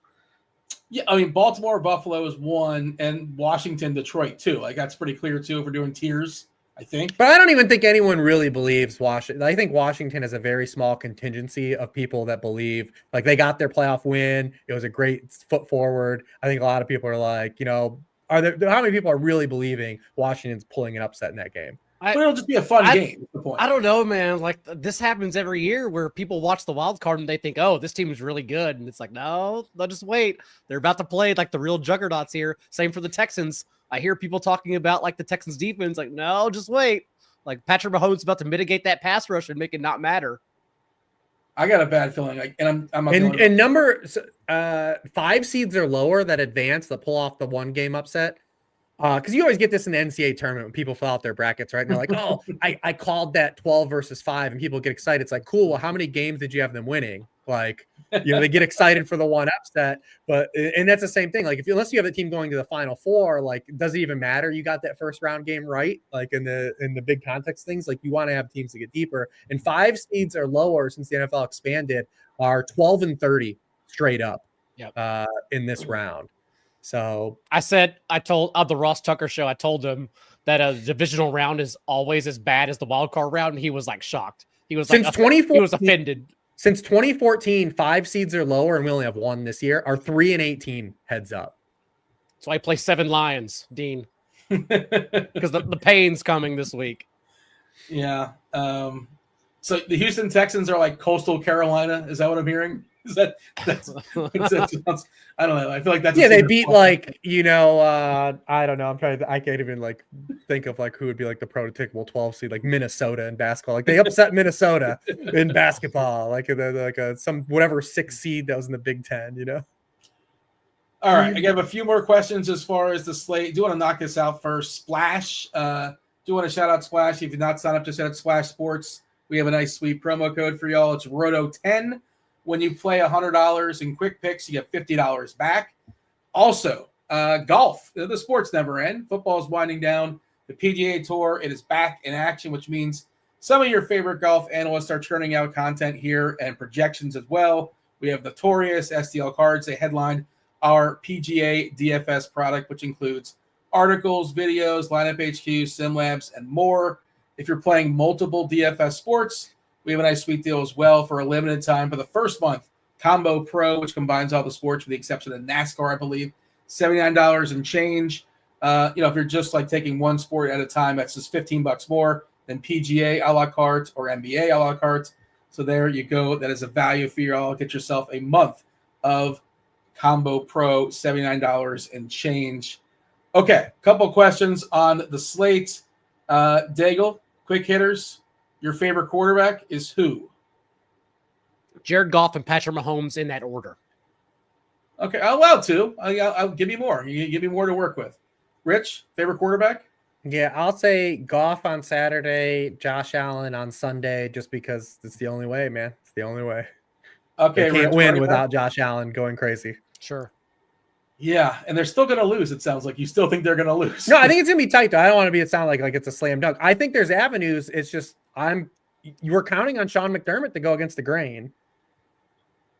It's like when you talk about the Eagles-Rams, you're not riding off the Rams. I'm not riding off the Rams necessarily because we've seen the Rams. The Bills are definitely more alive than the Rams, in my opinion. But that's what I'm saying. The Rams have to do a lot, whereas the Bills, it literally just comes down to Josh Allen. And of course, Josh Allen can be Josh Allen. I mean, if I'm the Bills, like I said, if I win that coin toss, I'm trying to score points. Dude, off rip. They got to do the second half game plan they did against the Broncos. Like, they cannot do the run the ball bullshit like they did in the first half. You are not going to control the trenches in this game at all. We talked about it. You're not going to do it. Rich, favorite running back? Both Detroit guys, probably. I mean, just let's play every Lion. I mean, the Lions might score 50 points. Do we like the alts? Do you have a favorite bet? Are we betting Gibbs over, what is it, 17.5 as long as carry? What's the number right now these days? I think it's 18.5. It opened this week. Can't make it high enough. They juiced it up, but probably, yeah. It's your fault. Gotta keep going to it. Well, also it got juiced when Montgomery got hurt, because then the book started to factor in more touches equals more opportunities to get a long run. And with Montgomery kind of entering the week, kind of still in limbo, I think they just opened it where it was, like 2 yards higher than it was during the season. Daigle, I think I know your answer, but favorite running back? Yeah, I actually like Derrick Henry over Jahmyr Gibbs too, and ownership's not showing that. But I will say I really like Dave Montgomery on DraftKings in particular at ownership. I think it's a very good play there. Is Montgomery at 4K on FanDuel good chalk? I can't imagine. Yes. How do you get against the Commander on a team that's going to score 30? That's a 33-point implied total. Dude, it's the first thing I opened Slack like on Monday, and all Wiggins was yelling about was Montgomery 4K. He was so pissed at FanDuel. And it doesn't even matter if he gets 12 carries. He's probably going to have a shot to score a touchdown. Yeah, it's just a mispricing. Whereas, like, even if he doesn't get there, he gets there because of what he allows you to do with the rest of your lineup. And he's already practicing in full, so like, there's really not even a reason for us to be like. You just get unique elsewhere. You don't worry about it. You lock them in. Yeah, so like if people, they're aware, right? They know at this point. But I'm just like other players that are 4K, like Will Shipley and Xavier Smith. Hell yeah. Patrick Ricard is 4-1. Oh, there will definitely be people. There will definitely be people that just don't scroll down. Yeah, but Ricard is more expensive than David Montgomery on FanDuel. Well, he did have that one receiving touchdown, so I guess that matters. John, who's your favorite receiver? Speaking of receiving, it's a good question. One of my favorite prop bets is Nico Collins under receiving yards, so it's not Nico Collins. Okay, can't wait for him to jam that back in my face. I'll go Jameson Williams. I think that's unique enough. I still love Xavier Worthy. I still love Travis Kelce. I'm going to go Jameson Williams, though. All right. See J-Mo and raise them, Rich. I can't. It's probably Jameson Williams. I think it's just, I mean, if you're playing the Sunday slate, that's what kind of made, we didn't talk about like the Shakir stuff on the Sunday slate. Like, if you're playing Sunday only, he does make sense because you're just hoping the Eagles don't really throw a lot, which is definitely in the realm of possibility. Mm-hmm. Then you're also just saying like, well, then it's down to Puka Nacua doing me wrong because the Ravens guys aren't probably right. Like who's going to shadow Romeo on the Ravens? Like Bateman's not going to. So if it's Sunday only, like Shakir being the highest owned guy on Sunday makes sense. I think full slate it doesn't because you just have so much upside on the Saturday slate from the wide receivers. So, and you have, I would say probably just in that, Lions Washington game, like you just try to stack up all the pass catchers in that game. We have producer TJ in the chat trying to sway us. His favorite receiver is Alameda Zacchaeus. He's pot committed. No surprise. No way. I don't think he's being truthful, but I think he's committing to the bit. I'm fairly certain. All things considered, Rich, favorite tight end? I think Isaiah Likely. We didn't even really talk about him. Well, yeah, we didn't touch on him at all, actually. Yeah, let's talk about him. Yeah, Isaiah. I mean, so anytime that the Ravens are missing a wide receiver this year, like he's gotten just a massive, massive bump. With Flowers or Bateman off the field this season, he's been on the field for 70% of the dropbacks, and he leads the team with a 21% target rate. So it is the Bills. They do have Matt Milano, but it's like Likely doesn't play like traditional tight end either. And you still have Mark Andrews, who's going to draw, Matt Milano too. So I do think Likely's probably the better of the guys, the chase. And then just, again, I hate to just keep going back to it, but it's probably just Laporta, right? Like you just keep why get cuter at it? Like play all the lines. He's your seventh lion is Sam Laporta. Yeah. When you were talking about your favorite cheap tight end and mentioning Schultz, I only didn't step in because I was waiting to talk about Likely, and I forgot to talk about Likely. So they put his prop at 33.5 yards again. It's like, nah. It was 26.5. I bet it. We bet it last week. It was crazy. It's 33 is too low too. 30-yard catch without Flowers. Like he's gonna get there. So yeah, I love Likely at a salary for sure. I like Kelce too though. Like I'm gonna play Laporta. I got to figure out two of these three guys because I love all three of those. Those are my three favorite tight ends. Daigle, I know you had some props you talked about on the Ross Tucker show. You have any you're saving? Any you haven't unleashed? Any you want to double down on? I kind of touched on them already. Likely over, Nico under, Jameson over, Kyron under. But I know people don't like the straight ups. They want the alts. So I mean, the ladders, baby. I mean, They you want could to make it ladder. harder. Yeah. You could ladder Jameson Williams. I mean, when Jameson Williams Sure. gets there, he gets there. So yeah, I love Jameson this week. Yeah. Rich, you got anything to add as far as props? No, I mean we do. I'm part of the playoff props package. I'll say there's some fun stuff you can do if you want to, like, because we have a lot of big lines. Obviously, I mean you can. I think if you want to tease, they made it so it's hard to tease both Saturday games because the Lions are at 9.5. You can't get them under 3. So maybe you do something. A cheeky one is Chiefs with Ohio State. Take them both. Oh. Take them both to -2.5. And you're kind of rooting against Ohio State, if I'm not mistaken. Right? No, I generally root for them because I like to hang out with people having a good time. But I'm friends with a lot of Ohio State fans, and they're all miserable. Yeah. But it was fun watching the game with them last week. But I don't want them to I always try to get a piece of the action with them. Sure. So I want to be able to have some skin in the game so I can feel some emotion when they outright win that game. The conundrum is: are you rooting for the Ohio State fan side, which you do not like, or Notre Dame side, which Siege roots for? So you have to pick one of those to cheer. I have no for. issue with Siege. Siege is a good dude. I only met him once. I will say I can joke because he's my friend. Oh yeah, I will say Siege did pull out a Golden Tee glove. He did. The greatest moment in history. In my presence. Is Silva? Does Silva have ties to Notre Dame in some way? Is he a Notre Dame fan? Am I making that up? He is a big Marquette. He went to Marquette, but he's a massive Notre Dame fan. I think because his daughter, that's the only team she'll watch with him, and so they go often to Notre Dame games. Okay, there you go. I knew there was something there. All right. Anything else we want to say as far as this 4-gamer? I think we basically answered all the questions. Yeah. Super Bowl. Who's the Super Bowl? Rich, give me the two teams. I had been saying I was openly rooting Lions Bills for the win-win, but I kind of hope now it's Lions Ravens. But the Chiefs are gonna win this thing again, aren't they? Yep. Nobody wants that though. They were always gonna win this thing. They are. They're better than they actually have a better team than they had last. Like entering the playoffs, I think you can make a pretty sound case that they actually have a better team than they had last year at this point. But they also have a bye. They've had a bye for the last 3 weeks. Another bye this week, basically. And they're going to have a rest advantage. They're going to have the rest advantage next week. The one thing that helps them out, the one thing that goes against them, and the Lions have to get to the Eagles first. But the thing is, again, Dan Campbell has been training his team to beat Patrick Mahomes all year. He's been training himself to beat Patrick Mahomes all year. Go back to that game against, I think it was the Packers, where he just purposely held the ball to kick the field goal.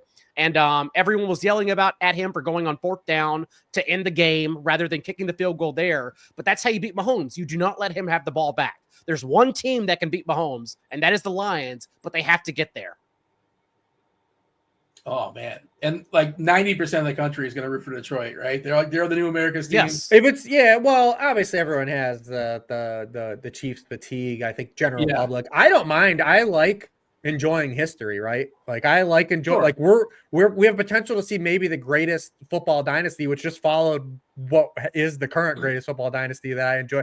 I remember everyone is obviously rooting for the 17-0 Pats to lose. I was actually disappointed we didn't get to see history. I was like, damn it, they blew it. I want to be like I was alive and saw that. I love Mahomes. I have no Mahomes fatigue, so I will always think the Chiefs winning is a lot of fun. And Mahomes he's a super good player. He's not even boring, right? There was an argument to be made, while the Patriots were so good, Belichick wasn't enjoyable in front of the cameras, and Brady wasn't enjoyable until after late in his career, and it made it worse. Mahomes is a relatively fun player. Andy Reid's likable. Yeah. He just gave birth to his third. He didn't give birth. His wife just gave birth to his third kid this week. Yeah. All right, congratulations. I know a lot of people probably rolled their eyes in that because the State Farm stuff, and Mahomes is out there pushing whatever NFTs or whatever he was doing. There's a lot of Kelsey fatigue too, for fair or not fair, but just the entire family. I think there's a lot of they're out there. Did you know they have their own cereal? No, well, it's got to be regional, Kelsey's right? too? Is it national? No, they made their own whatever. Is it General? It's General Mills, right? That makes they basically mixed all cereals, and it's got the Kelsey's on it because I guess their thing was they mixed all the cereals, so like they put it's like Lucky Charms, Golden Grams, or something like all put together. I know that. Okay, so I'm seeing Lucky Charms, Cinnamon Toast Crunch. That's what it is. Cinnamon Toast Crunch. Yeah, Cinnamon Toast Crunch, the puffs. Yeah, like dude, I was in a grocery store and you couldn't get away from the Kelsey's. I'm like, you see this everywhere. Yeah, on Amazon, they I guess Jason's got a late night show on Mondays. It was pretty rough. I checked it out on Friday. It was pretty rough. Travis has Are You Smarter Than a Celebrity, which is like a take on Are You Smarter Than a Fifth Grader. I haven't watched that yet, but yeah, they're good for them. The Kelsey Empire.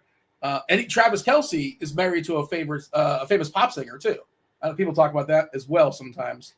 But yeah, that's it. That's it for the season. That's an hour and a half of goodness. But I mean, I openly, I think it's still the Lions winning would be the coolest thing. I would love to see the Lions. I would love to see a team that has not won a Super Bowl win a Super Bowl. Would be cool. Yeah. And Detroit, easy city to root for from afar. And I'd also just love Lamar to get all the haters off his ass. So silly. The choke stuff, nonsense. I'm with you on that. Yeah, there are 28 maybe other franchises that would kill for Lamar Jackson. Well, not a couple of years ago. He was available and nobody wanted him. He's too expensive. That has not aged well for sure. John, I didn't get your prediction. It has been the Chiefs Eagles all year long, which I know is boring. I think I'd change it if I could now. I'm just stick with the regular season prediction, but it's probably going to be Chiefs Lions in my opinion. I think the Lions are just trending better than the Eagles, but I could be wrong there. Yeah, you're right though. Getting ahead of that choke stuff, like if you're Super Bowl or bust, like then everybody chokes. Everybody's a choker. It's just a long list of also chokers. Rooting for Derrick Henry is pretty cool. Seems like a nice guy. And defying the whole, 30, 31. I think he's 31 now. Although rooting for Josh Allen, also cool. There's a lot of good stories. I think we'll get a good story. It's hard to. It's going to be Houston, Philadelphia, or something. It's not going to definitely not be Houston. Follow John Daigle's content. Great content over at ETR. Establish the Run. Follow Rich Hribar. Spectacular content. Sharp football analysis. The worksheet, which takes hours upon hours upon hours to put through. I'm sure you've had some long Mondays. The day after, not a lot 3 of games left. Yeah. You're still doing the game by game stuff. Yeah. Well, now obviously you've had a reprieve. It's it's not nearly as many games, but we're going to bring in producer TJ here in a second. We're going to bring in Rob as well. We're going to pivot and talk about movies. If this is your first time here, that's it for the football. Appreciate y'all listening. Did you guys want to say something to the listeners that are leaving now and probably most likely not hearing us until next season? John, the floor is yours. If you want to say anything, by all means, go for it. I had missed talking to y'all for 2 weeks about football, so I'm glad I had the last hour and a half, and then hopefully another hour and a half once the chat just piles on it for the next week. There you go. I was setting you up for that. We got Rob coming in. We have TJ coming in. TJ, the chat was asking for your favorite prop. If you have any takes football-wise, by all means, fire them off before we fully pivot to movies. The Jameson Williams receiving yards one that I was looking at, I really liked based on when you guys were talking about it. 53.5 yards was probably the one I was most interested in, but I haven't looked a ton at any props for this weekend yet. Rob, you got anything? I'm excited to pay the rake on Sunday in the 2-game slate when everyone plays Buffalo and the Ravens, and I galaxy brain into an Eagles double stack or triple stack and just kick some more money to everyone else's bank accounts. You got to do it though, because that's like that ownership. I mean, if you make a certain number of lineups, you're more of a single entry guy, aren't you? Yeah, I like to do single entry stuff. You'll be on your island though. I mean, because you know how single entry is. People like condense to the chalk. They don't want to get too goofy. Yeah, and it's usually like the $100 single entry. Before we start, guys, if you'll indulge me, I am under 2 hours away from turning 40. Okay. What? Oh, And before we get into this, I want to, if you'll give me 2 minutes, I have something for you guys to show you how the universe works. So on Hometown Ghost Stories, every once in a while, we do this thing called Haunted Headlines, where we go and we find old newspaper articles, and it's not just hauntings or anything. I try to find like weird ones. So I found this article this week, and it's really fitting, and I think you guys will enjoy it if you'll let me read it real quick. This is from 1905, and it took place technically in Baltimore, so we can tie it into the Ravens, and that as you know, as a transition. The title is "No Good After 40." Dr. Osler says men at 60 should be retired or chloroformed. In his farewell address at the University Exercises of Johns Hopkins University, Dr. William Osler, who is about to become head of the medical school of Oxford University, declared that nothing in the world is accomplished by a man more than 40 years old, and that men of 60 years should be retired or chloroformed. American medical colleges, he declared, teaching hybrid systems of medicine and producing ignorant practitioners in Europe is far ahead of the United States in medical universities. My idea is that the comparative uselessness of men above 40 years of age may seem shocking, and yet the world's history bears out this statement. It is difficult to name a great and far-reaching contest of the mind which has not been given to the world by a man on whose back the situation was still shining. The effective, moving, vitalizing work of the world is done between the ages of 25 and 40, those 15 golden years of plenty, the anabolic or constructive period in which there is always a balance in the mental bank and the credit is still good. So You got 20 years just to hang out now and chill before being chloroformed. So Chloroform is an interesting suggestion. And I think Mike Gundy would disagree with that too. Mike Gundy, he's a man. He's 40. He's still doing it. But, this guy ran Oxford University. Also, he said this when he was 55 years old. I looked up his his life and everything.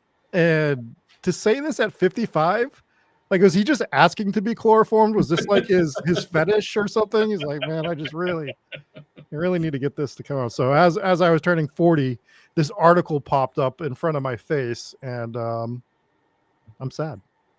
Happy 40th. You got a lot to look forward to. Happy 40th. You know they don't really make 40s anymore.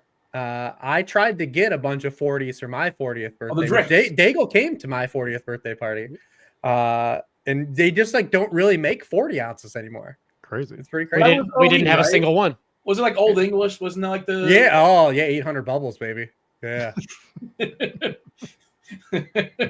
You're nostalgic. You didn't actually enjoy it, but you're nostalgic for the story that I assume, or maybe you did enjoy it. Tell me. Yeah. I mean, who hasn't rode the snake, man? You get that King Cobra, duct tape it to your hands, you know?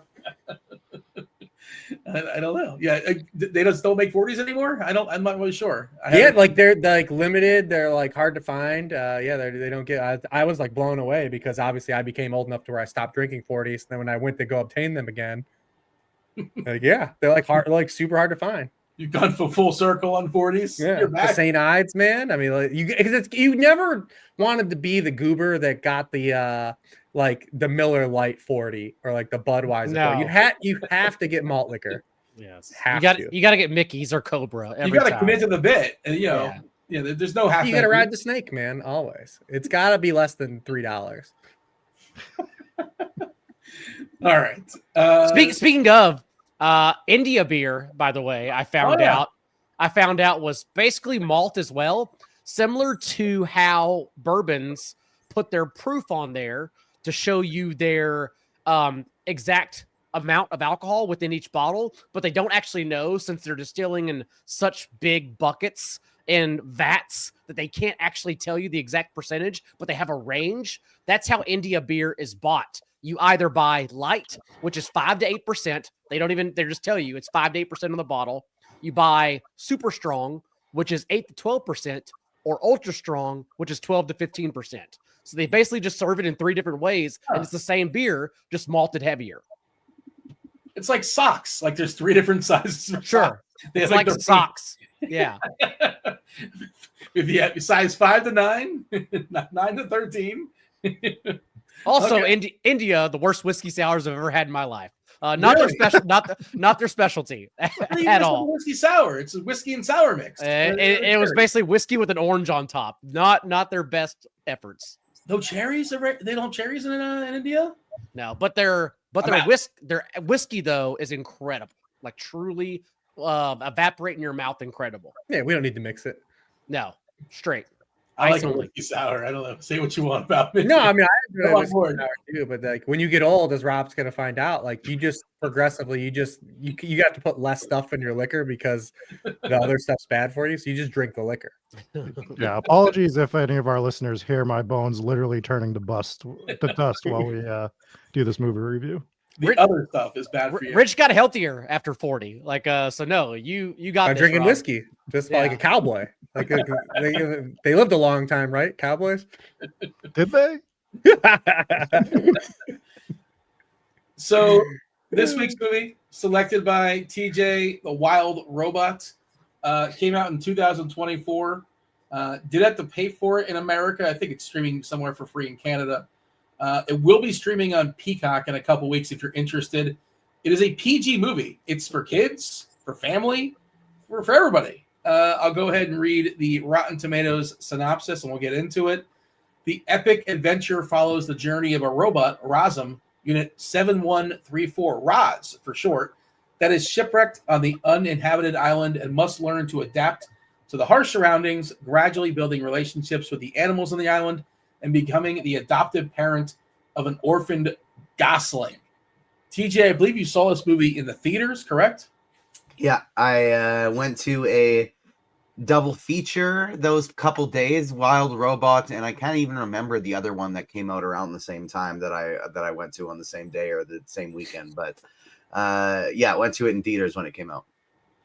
And I imagine you liked it, which is why you wanted to spread the word, and that's why you recommended it. Yes, unless you, I don't think I can lead it off for sure. I went to it in theaters, and I was kind of just going into it thinking it was going to be, fun animated movie. It had really, really good reviews, and so I figure, you know what? I run a movie website. People are talking great about this movie. I should go see it. And man, I was crying in the theater. I was shocked by how good this movie was. And I thought maybe it was kind of enhanced about being just like a brand new parent when I went to watch it. Like it was one of our first date nights when we had a babysitter to go out and do something. And, there's the scene where she's teaching him how to fly.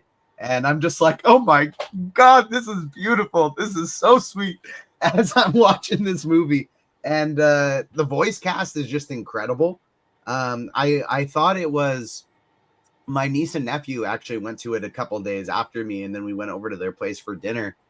And I was kind of expecting them to be like, "Oh yeah, it was fine, it's just another movie." And they were like, "It's the best movie I've seen this year." Like, I don't really like cartoons anymore because I'm too big and cool, but this movie was so good. And so I was kind of shocked by how much they loved it too.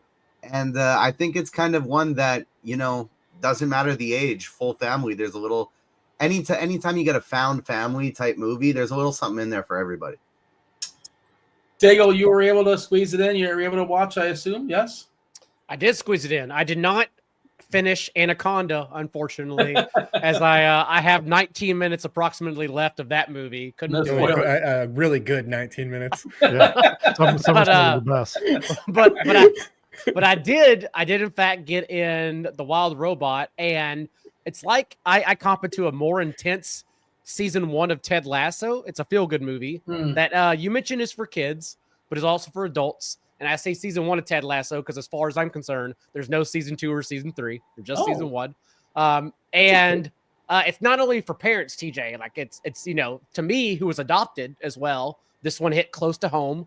And I'm shocked, if you were already crying, because I was not crying yet as a crier during all movies, I was not crying at the fly part, but also I don't have the parental vision. So I did not foresee that. But if you were crying already then, there was another hour 20 of the movie left. Oh, so yeah. You had to go through the ringer after that. It didn't stop, man. There was a light flow from the tear ducts the entire movie. I at least made it till the wildlife, all of them were fighting on behalf of the robot. And then, of course, whenever the robot is then, Roz is protecting the child by when I thought she would just die, honestly, by stuffing him in her chest and rolling into the fire of the woods. That's when I thought it was really over. But yeah, no, I thought it was just a feel-good movie. That was beautiful. And also because this show has ruined me, I kept on thinking, how is Rob going to find a way to hate this film? So Rob, take it away.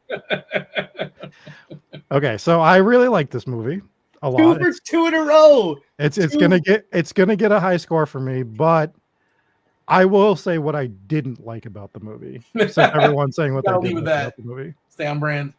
So what I didn't like about this movie is the opposite of what I usually dislike about other movies. It felt like it moved too fast. It felt like solutions happened too quick to every single problem that they had. Like just everything was happening at a breakneck pace as they're getting through this. Like, oh, we need to teach him how to swim, and like they checked that off the box real quick. We need to teach him how to fly. There was no trouble going through any of this. Like there was no, like, you know how you get that struggle of trying to teach them how to do this stuff. And I that was kind of my biggest problem with it. Just felt like everything fell into place too easily throughout the movie.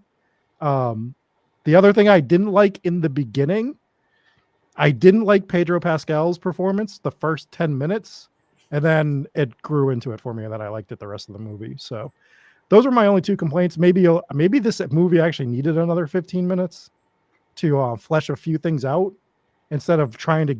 It felt like they were trying to get from point A to point Z way too quick, and I just would have liked a little more fleshing, a little more struggle getting to the ending. Continuing our Pedro Pascal theme, I feel like he's been in our movies like 3 weeks in a row or something like that. He pops up often. Him and Chalamet are just in everything now. Yeah, he played that was a fox, right? The fox named I think it was a fox, named Fink. Lupita Nyong'o did a very good job also voicing the robot. I want to shout out Kit Connor, who is Bright Bill, and he's kind of, especially with like younger viewers, has become a really popular actor for his role in a show called Heartstopper on Netflix. But I went to New York, and we went to see his Broadway Romeo and Juliet show. It was him and Rachel Zegler as Romeo and Juliet, and I was shocked by how well this dude can act. Like, it was, everyone's obviously incredible because it's a Broadway show, but the range he was showing was totally different than anything I've seen him do before. So I was like really, really shocked about how good of a job he did. And then Stephanie Sue is one of my favorite actresses that I just want to see in more things. She was the daughter in Everything Everywhere All at Once. And she just kind of has had a bunch of bit roles and things since then, but she's awesome anytime she's on screen. And then there's, of course, Mark Hamill, one of the best voice actors ever. He does the Joker, right? Isn't that what he's famous for as far as his voice acting? Yeah, he's Star Wars. He's had a lot of things, but Joker is definitely his most famous. This Kit Connor is just 21 years old, was in Ready Player One, was in Get Santa. I don't know what that is. We don't talk about the Ready Player One movie. We don't talk about that. Although everyone should read the book. Read the book. But don't read the sequel. Don't read the second book. Do not read the second book. There is no Do second not read book. the second book. Don't read the first 10 minutes of the book. Terrible. Rob, you've probably seen his lowest rated movies, something called Slaughterhouse Rules. It just sounds like something you've seen. I have not seen it. And that's Rules, RULEZ, just to be clear. Of course. Rich, as a parent, did this hit? How did this hit? I saw this too. I actually remember after I seen it talking to TJ about it earlier this season on the show. Okay. It's funny is that I actually lowered my score on this the second viewing on IMDb. I actually lowered my score on it. So it's such a good feel good movie, and all that stuff hits that first time. But when you watch it a second time and you're prepared for all the emotional arcs, it's funny that TJ was going to have us watch Shang-Chi. This movie reminds me of a Marvel movie. Like Rob, like after the migration scene, it feels like that's where the ending should have been. And I know that this is a child's book too, so there actually is more to the story. But that's where all the emotional beats happen, and then they literally give us this kind of third act that is really just doesn't feel like it belongs in the same movie with just like drones and mindless mooks like it happens in every Marvel movie, and just like it gives you an action scene, and like I find myself like really kind of being tuned out after that. And the movie does recover and it has like a really solid ending, but I found myself really kind of uninterested in the third act of this movie the second time seeing it after like knowing the emotional arc of the movie. But the first two acts are pretty incredible all the way through. So it's a movie that I actually would say is more for parents as a then even more so than a kids movie. It covers obviously more for parenthood and the handling of parenthood. And so yeah, definitely. I did lower it just a little bit though, because I like it reminded me of a Marvel movie. I was like, this is every Marvel movie. And it's funny, as TJ almost picked a Marvel movie and said, Dean, you'll love these first two acts. You won't like this third act. And they just fought a bunch of robots and stuff. And it's like, yeah, this happened in every Marvel movie that came out. It seemed like they needed a plot device to get us back to the reunion. Yeah. You know, like it did seem like that migration scene was a good ending, but at the same time, the reunion was incredibly satisfying, and you just needed something to have that be worth it, is what it. But you get it twice. You get the reunion twice is the Yeah. problem. Like that. So like that I'm with Rich on this. That's where I thought it was going to end. I thought that's what the story should have been, and maybe, you know, the robots losing power and hangs on just long enough for the geese to come back to the island. Like that would have been a great story as well. I'm with Rich, and like the duck is just grown up. It's just like baby grown up, and it's just there's no progression. It's just, you know, because that's what happens with ducks and geese. Yeah, with geese. There's not a lot of teenage years, Rob. well, I mean, it's just it's so quick. Like they I just know. they don't give you. I don't know. I just felt like there's more in those first two acts than the third act. I'm with Rich the on music in this movie is awesome though, and the animation is great. And like I said, I think the main themes and beats are strong. So yeah, take us away, Dean. Yeah, I never would have watched this. There's no chance I would have tracked this down. I had to mix one animated movie in because I knew you would never watch any of them on your own. Yeah, and I'm glad I did. I thought it was good. It's a good, sweet movie. Like somebody said, it's a feel good movie. It looked great. It looked awesome. Like the animation, just really, really top notch. It sounded spectacular. The voice acting was awesome. I really enjoyed it. More than I expected. Like I know it was like highly praised, but like in my head, like I feel like it has a ceiling. It's like how good can it possibly be? You know, good lessons for the kids and all that kind of stuff. And it's probably even better to watch with your kids, I imagine, of a certain age. But yeah, I thoroughly enjoyed it. I don't have a lot to add. I just really enjoyed it. I thought it was a nice, sweet movie, and I'm glad it's out there. And I hope more movies like this are made. I don't know how many more they are similar to this, you know, but I thought it was really, really solid. I don't really have anything else to add though, but you guys basically covered it. I got one more thing to add. The main voice actress for Ross did a phenomenal job, because you hear the progression in the voice from being robotic to being, you know, more human, I would say, or you know, or more sentient.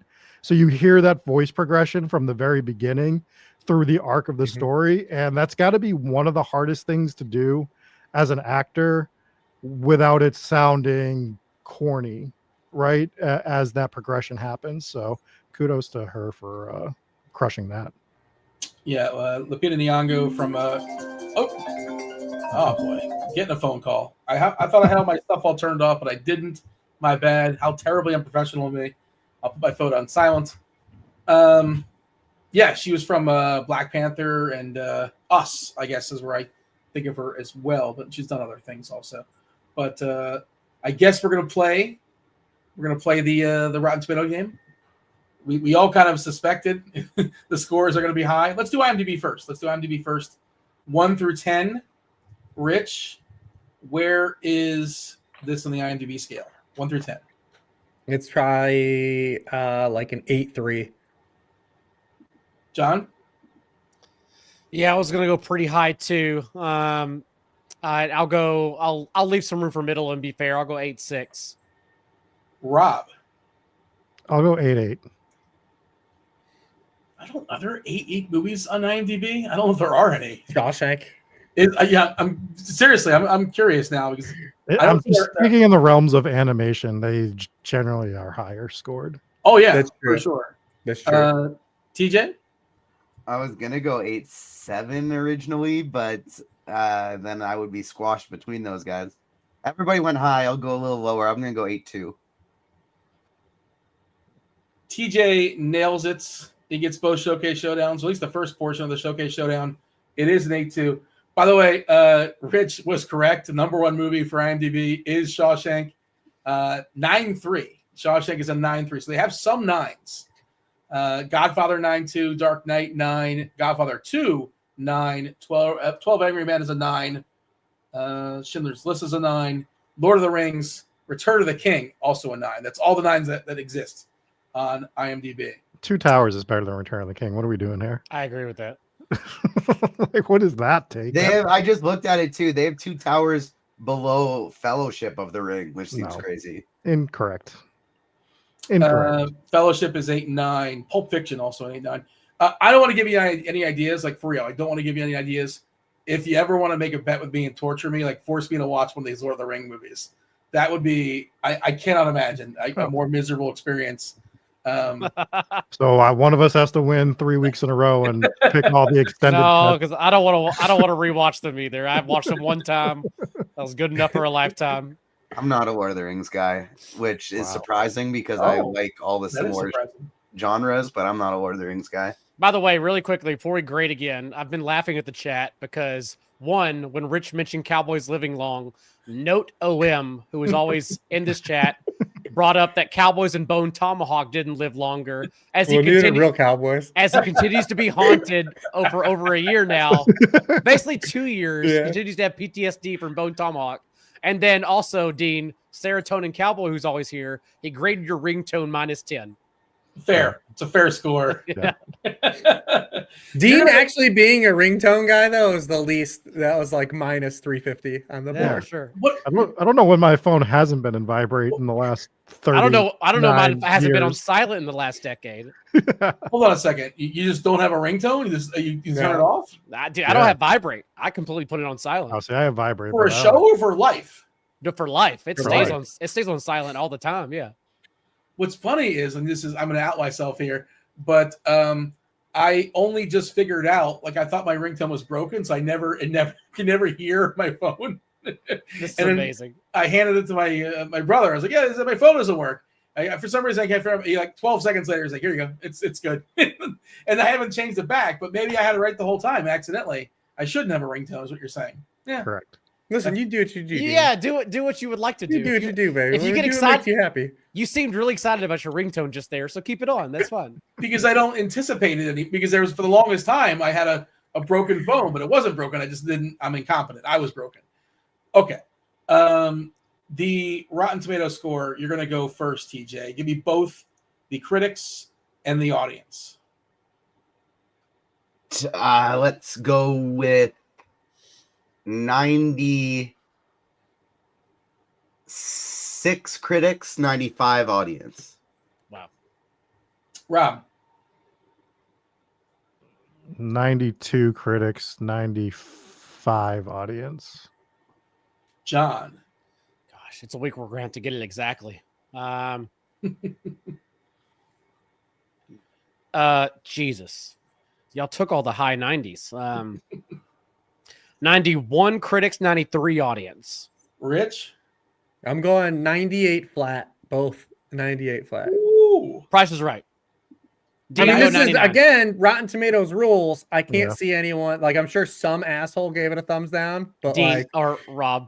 I know it's not 100%, but like there's just no way. And I know even I like dismantled the third act a little bit, but like it's a really good movie. But 2 out of 3 acts is a thumb up. Like it's just exactly. That's how that works. 98% audience, 97% critics. So you got 1.5 of a bank there, Rich. And I see there's 246 reviewers. I was curious. So I got a 246, 97%. So there's like 7 or 8 people that said nah. So from Everything is Horrible, this is the name of their site. This is basically setting you up. Everything is Horrible. Noah Berlatsky says a mess of a movie, which claims that it's wild, even as it follows its rigid programming to its lackluster and inevitable end. There you go. So Deep Focus Review, another bad review. When other animated films have done the solitary robot thing so much better, it's difficult to care about such comparatively unremarkable storytelling. But it's not solitary. Like that's just a bad review because it's not about the. That's not what the movie's about. That's not what the movie's about. Well, take it up with the guy. I'm just telling you. Like, there's only a few of these that actually exist. TJ, is Agents of Fandom in here? Is there somebody from Agents of Fandom? Do we know? No. Anybody that we would have on there for review, it would say it's from Collider because we have a bunch of people who also write there and they get the auto. Anything from Collider, auto gets put up there. All right. So most every reviewer gave it a thumbs up.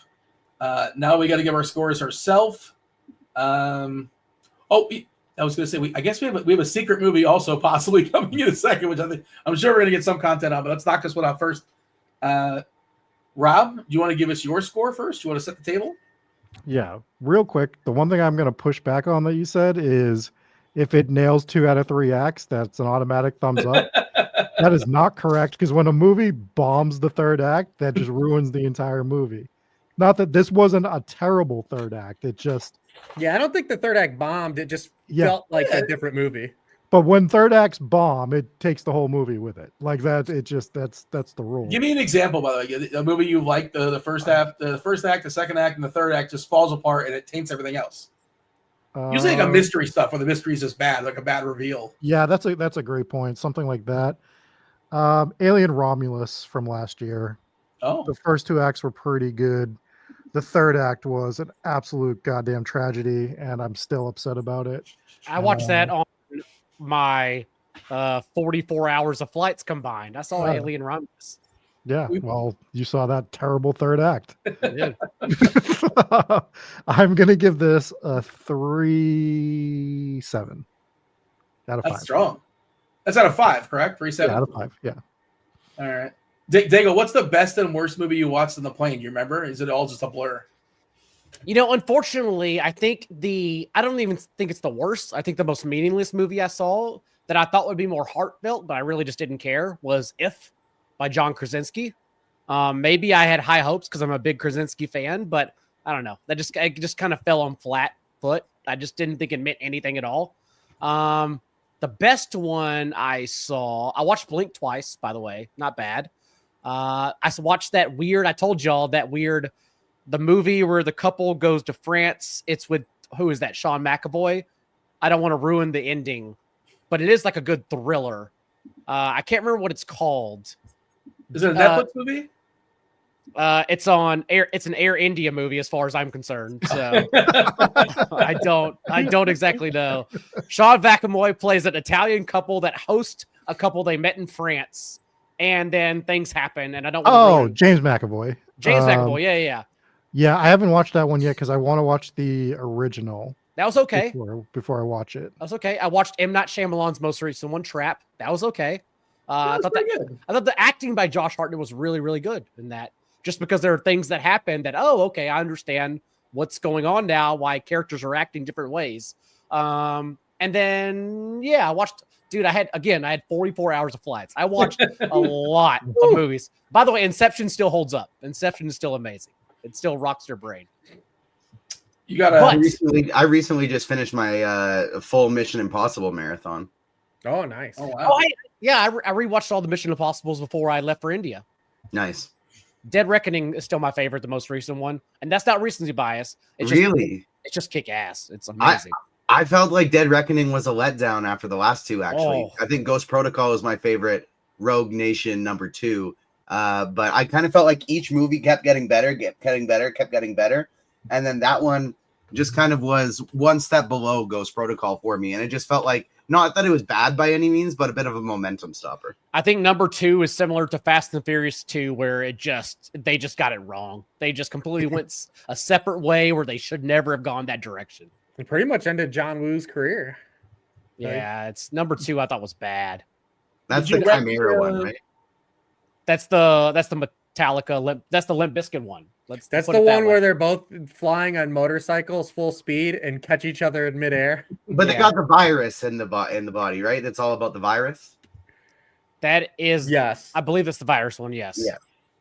After that, though, everything's good. And yes, Dean, I do have a grade, because even as Roz is not necessarily supposed to be evil, but follow protocol and not be like as wholehearted with the wildlife, she can never not do that. She always has to be good. There's only one direction, regardless of what the storyline wants. So the wild robot is John Cena, because there's always one direction, and it's always going to be good for families, no matter what everyone else wants. And what was John Cena's original gimmick? It was the rapper? The prototype, where he was a robot who went down to the ring. What? So it all makes sense. The Kurt Angle confrontation. Before that, he was You're talking like the Indies? I'm talking when he was an OVW. His original gimmick was the prototype. Oh, I don't think I knew that, actually. And he was supposed to be a robotic wrestler who was the perfect wrestler, and he was supposed to move like a robot in the ring. Hell yeah.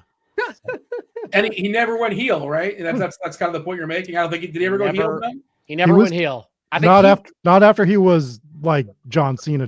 Right. He was a heel when he first came up to the roster and started the rap gimmick, and then he flipped baby, and they could never flip him back to heel. He was far too important to children, to families. Made too much money. He was too good in his role to ever be heel. It's not his last match ever, unfortunately, since he's come back and now he's going on a reunion tour around the Royal Rumble. But during the pandemic, which I still think is one of the greatest matches, that wasn't a match. It's one of the greatest performances ever, Dean, is that he wrestled Bray Wyatt, who has since passed away. But the whole gimmick was since during the pandemic, they would pre-record matches. They would add theater production to them just because they could do new shit that no one had ever seen, since you couldn't fill a stadium with crowds since the COVID was going around. But for Bray Wyatt and John Cena's match, he walked into the fun house, Bray Wyatt's fun house, and then they entered a new realm, a dimension where they went through his career and acted it out as if he was a villain in all these situations. And it ultimately led, the very ending of the match was John Cena basically disappearing because he was irrelevant, and Bray Wyatt won the match. It was the greatest piece of art that shouldn't exist in wrestling ever. And it's beautiful. You should go watch it sometime. Was that a bit unlike a play on You Can't See Him, or it just happened to work out that way that he disappeared? Maybe that was honestly a play. But yeah, there are paths where he was being argued to be part of NWO, for instance, whenever Hulk Hogan came around, but he couldn't do any of that because he could just never be a villain. So they played it out as if he actually did those things. Rob, you're aware of this, I'm sure. You've watched this? Oh, yeah. And rest in peace to Bray Wyatt. Really nice dude. Met him once. He was really cool. So sad to see him pass. But that match was really, really fun. That was the same year that they did the Undertaker AJ Styles Boneyard match. Everyone uses the memes from. Everyone still uses the memes from to this day. Yeah. TJ, can you top this conversation? Can you steer us away from this conversation? A YouTube commenter from last week who was upset at us for not appreciating Rich's "You Can't See Me" joke is going to be very happy with the whole John Cena conversation in this episode. I was torn between two, but the one I wanted to do felt maybe, too high level of a comic book character for me, but I'm happy John went John Cena for that one, because it made me feel more comfortable going with my favorite DC Comics character, and it is someone who is also adopted, much like Bright Bill, and this is a character who through time learned from a mentor and eventually realized this mentor's ways are not specifically for him. I got to spread my own wings. I got to find my own path. I got to fly. And so I'm going with Dick Grayson, a.k.a. Nightwing, a.k.a. Robin, as my favorite DC character, and arguably my favorite movie of the year. Definitely my favorite animated movie of the year, but top 3 to 5 for sure. This movie of 2024. I'm assuming it's nominated for Best Animated for Oscars, yeah, I just imagine so. Yeah, Oscar list hasn't come out yet, but it's been up there for all the other ones. I don't think it's actually been winning though. Okay, yeah. What won the Globe? It was one I hadn't even heard of. I don't know. Should have been Nosferatu. That's my movie of 2024. I'm an Eggers stan though. I like almost every Eggers movie there is. I will give my score, and then we'll throw it to Rich. I score out of 100, and I think it's over 70. I want to give it a 74. 74 out of 100. 74 out of 100. Yeah, if I had kids, probably give a bigger score. But pretty strong. Pretty strong. Definitely recommend it.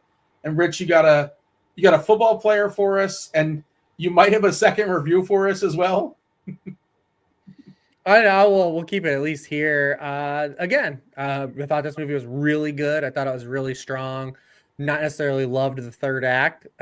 So maybe it doesn't quite get into the Hall of Fame and the Pantheon category because of that. So by that, I'm going to give it a Jimmy Graham. That was definitely headed to that category. And then, was the third act very good? I don't know.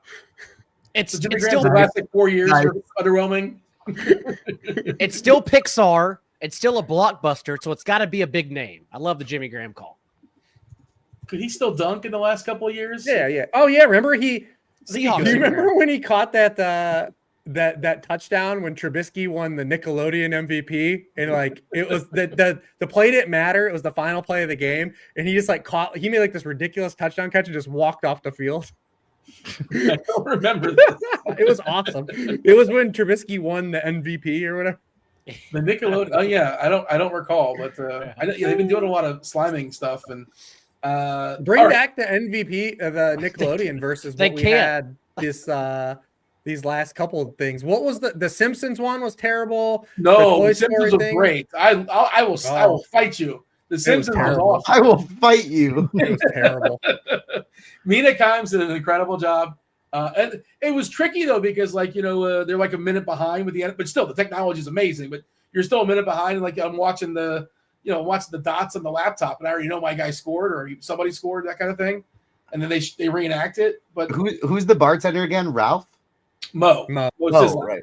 The Mo running routes was absolutely hilarious. Seeing the highlights of Mo just absolutely burning guys was pretty great.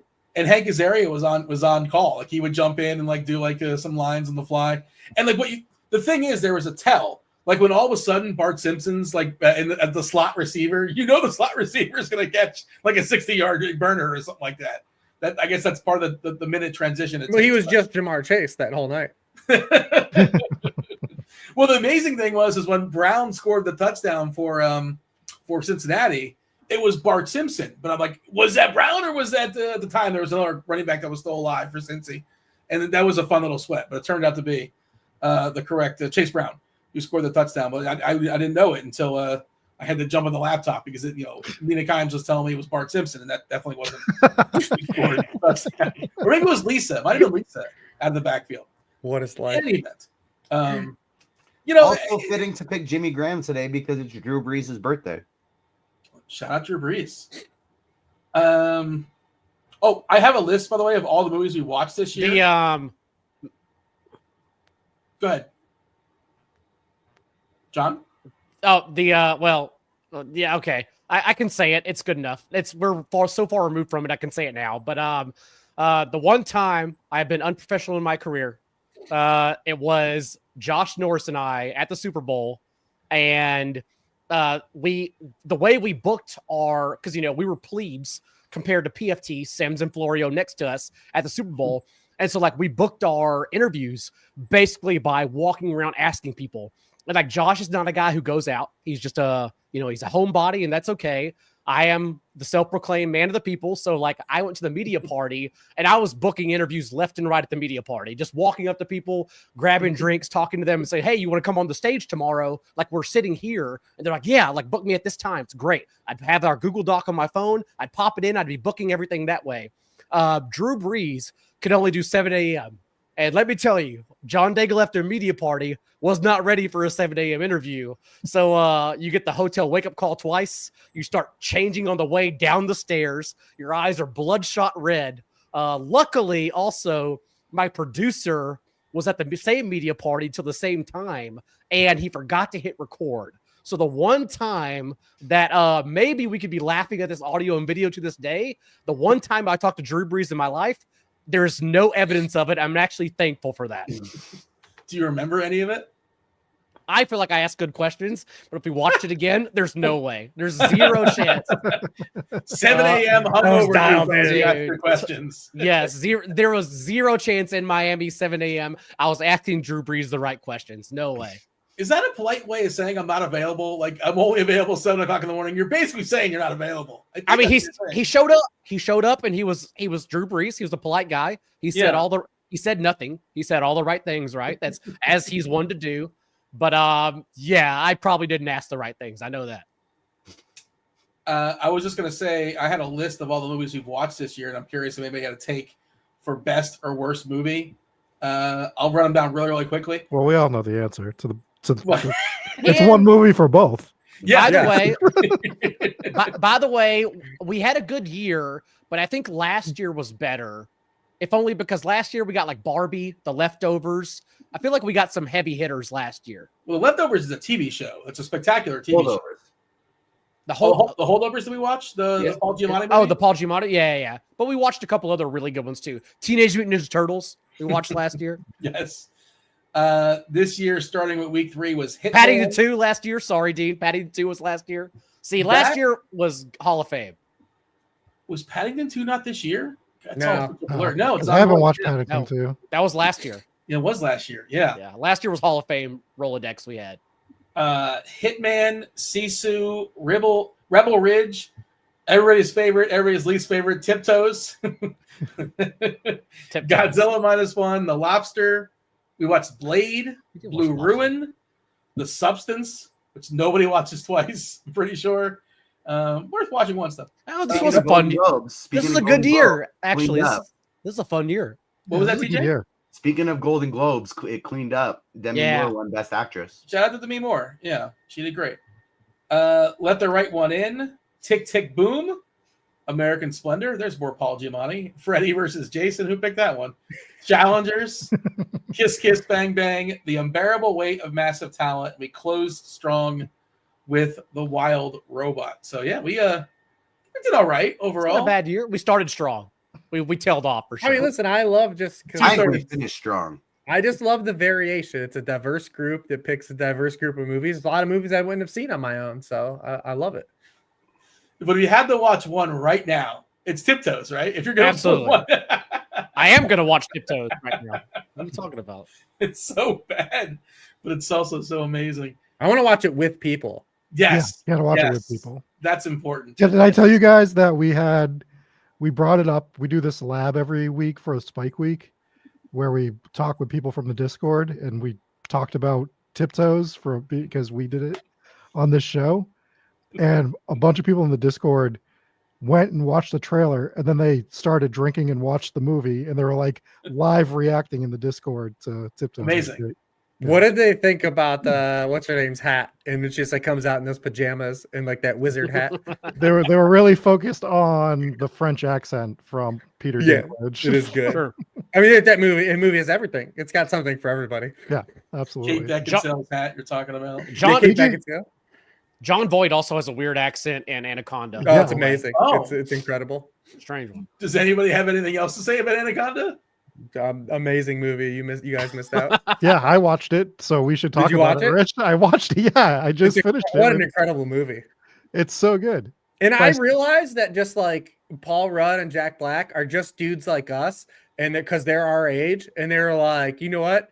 I enjoyed that movie. Let's make it again. So I can't even hate on them for it because like the movie is just like from that era of movies where it's just like it's there to have a good. The movie's an hour and 29 minutes. It knows exactly what to do.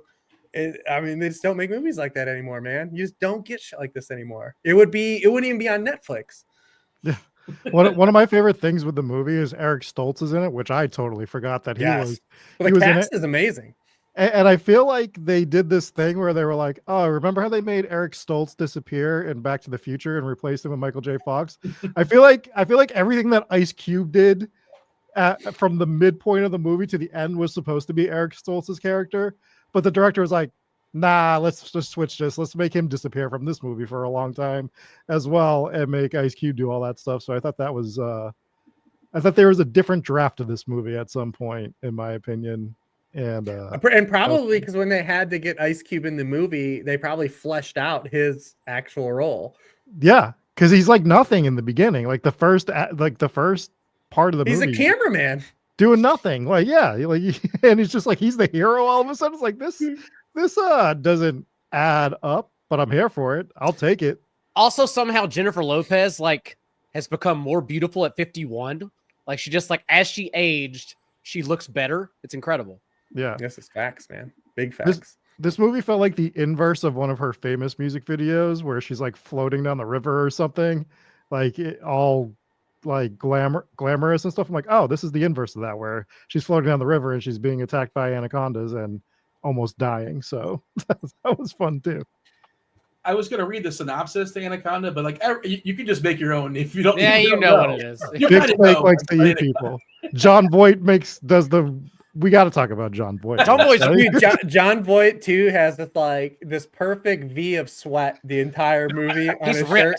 It's so perfect. It's so good.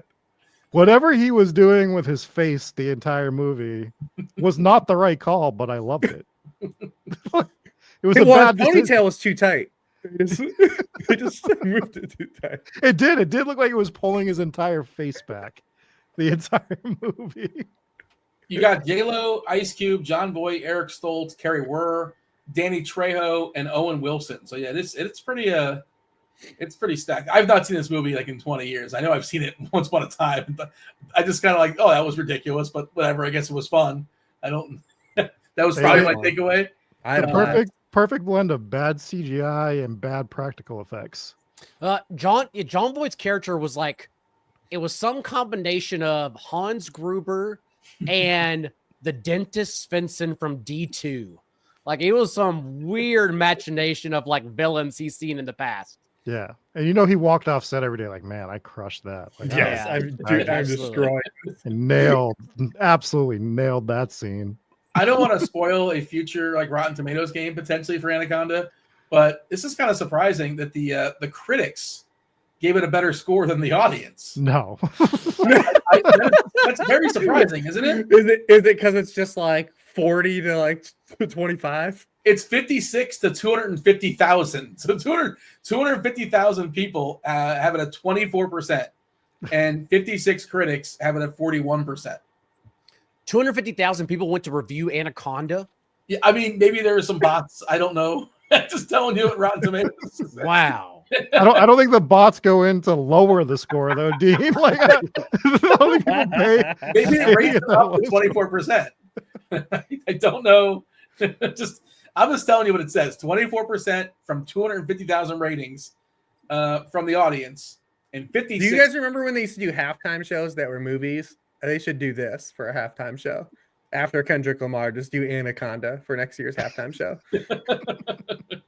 Just like show like snippets of it or the entire movie. No, don't you remember there was an Indiana Jones halftime show like where he was going after the Lombardi Trophy. There was a Blues Brothers one with Jim Belushi and John Goodman and Aykroyd. Like, yeah, I'm too old, I guess. No, I remember that one. You guys remember that was in the 90s, the Blues Brothers one? Yeah, I remember the Blues Brothers one. It was honestly one of the worst halftime shows that's ever happened. I'm still angry at Blues Brothers because they released a movie called Blues Brothers 2000 in the year 1998. That's the year that so the movie was coming out and they did it for it was like a halftime show. I'm trying to think of who guested with them in that. Dan Aykroyd? No, I'm talking about musical guests. Like they actually had like some real musical guests that showed up during the halftime. Probably like show. Aretha Franklin, or Ray Charles or something, maybe. Yeah. I would imagine. I mean, somebody to give him some credibility. I can picture the person. Maybe Tony Bennett. Man, was it Tony Bennett? That movie, the original movie, by the way, not 2000. The original movie is still awesome. It's an amazing movie. I've never seen it. I know people love it. I love it. Yeah, the first Imagine Anaconda. To the Anaconda and the Tiptoes conversation is, well, the week you guys were watching Tiptoes, I was hanging out with John Boy. Did you ask him about Tiptoes? No, but about I didn't also realize he's just like a horrific person. When I was meeting him, I didn't know like all the lore. I didn't know all the John Voight lore. So I found that out after I like posted the picture on social media and stuff. I don't think he talks to that. Yeah, It was James Brown and ZZ Top who came out. Okay. It was Johns Hopkins, Sloan Kettering, and we were blazing that shit up all day. James Brown was the priest in the original movie too. Yeah, he was in blue. Yeah, he was in that movie. So that makes sense. It was in '97, man. Like, so that was what Super Bowl was that? I don't That wasn't remember that at all. Patriots Packers, was it? It had to be Patriots Packers. Had to be. Yeah, had to be. Good call. Yeah, Desmond Howard, baby. I don't recall that happening, but I will trust that. I certainly watched it. I remember watching it, but don't remember it for some reason. Yeah, remember like the halftime shows weren't all music acts. Like there'd be like a Disney one. Yeah, halftime shows have come a long way. Yeah, I think that was 98, TJ. Which one? That was the first Madden I ever played. Broncos Packers. Yeah, that was the year after. Yeah, because they won 98 and 99. Yeah. The Broncos won. Yeah. Eugene that Robinson. was the first Madden I ever played, because I remember the PlayStation 1 demo, and you could only be the Packers or the Broncos because of the Super Bowl. And then the next one I remember playing was with Tampa and the Raiders, because you had Rich Gannon and Brad Johnson as your two QBs you could play in that one. I remember just playing Madden. No number. Just Madden. Just Madden. Yeah, remember you could late hit people and an ambulance would come out on the field? And then if you went to instant replay, it dumped them off on the sideline. Like an actual ambulance would come on the field. Yeah. What was the old Tom Jackson segment on ESPN? Like bang them up or boom or hit him hard? Yeah. I know what you're talking about. What was like, now it's like you could find it on YouTube, but they don't do that anymore, obviously. Can you give us 5 booms, Dean? Say it again? Can you give us 5 booms? five booms? 5 booms. Oh, yeah. Is this a boom? Yeah. Boom. Yeah. That's it. That might have been where they got it from. I'm not sure. As soon as you said that, that's where my brain went. Madden 96, the best Madden of all time, by the way. It's really not, though. It's just because they weren't great like they were the best because you were of a certain age and you like. No, it's because when you created your player, you had to go through the combine and actually do. Those were the best. When they did NFL, when they like first debuted NFL Superstar mode, that was the absolute best, because it was like you have to pick your parents' jobs, and that affects your genetics and how fast you're going to be. And then you take the IQ test, you do the combine, like all these things. It was so much fun. Yeah. Wow, I don't remember all that, but I played most of the games, and I've skipped some years for sure. But there was a really good NFL game on Dreamcast, which I don't remember the name of, but it was 2K. 2K. Is that what it was? Was it 2K? Yeah. Okay, that was. Yeah, I know they talked about it in the documentary on Amazon. I mean, Dreamcast was a dope system. It's just that when they realized they made a system that everyone could just burn the games, they were like, "Oh, we've made a fatal mistake." Yeah. I may or may not have bought some bootlegs off of eBay. For sure. But the controller was dope. The controller was amazing. The controller was so dope. Like the removable memory card where you could play other games on it. Hells yeah. It would be animated, like you play Shenmue and like do stuff. Like yeah. We got anything else, boys? We're going for 2.5 hours. Anything else you want to acknowledge? Can't believe you're cutting off our Dreamcast. I'm sorry. I don't. Go see Anaconda. Absolutely before Paul Rudd and Jack Black. Go where? I'll go Christmas next year. Make sure you revisit it. I mean, I'll find a showing of Anaconda in a theater in the next 2 weeks, and I'll send it to you guys via DM. Wait, the John Voight one? Yeah, I bet you I can find it. I bet you I can find a theater showing it. There's theaters that are actively showing Anaconda now? I bet you there is. I bet you I can find it. Yeah, I bet well, I don't know if you noticed, Dean, like a lot of theaters, because they're not making as much income, they're bringing back just like old movies. I told you Titanic, but not Anaconda. Well, no, but yeah, a lot of fun stuff too, like culty stuff too, because they know people like didn't get to see it at the movie theater, so they want to see it, and it'll be like super cheap to see. because they want to get you to concessions and stuff like that. It's like the actual movie ticket will be really discounted, and then you buy a popcorn, you buy a soda, all that shit. But yeah, a lot of theaters brought back Inception or one of the Christopher Nolan Interstellar. My son just saw That's Interstellar in IMAX. Which is, if you miss it the first time around, I'm sure it'll be spectacular. All right. Because I'm trying to get him to branch out and see actual movies, because he just lived in the Marvel vacuum for 15 years and is like, these are all the best movies that were ever made. And I was like, oh, really? And he's right. I blame TJ and his generation. It's TJ's fault. Right. No, really. I mean, listen, I love Marvel too. I love comic books, but Avengers, Infinity War, and Endgame is the greatest cinematic achievement in human history. The Infinity War is not a good movie. Just ask Matthew Berry.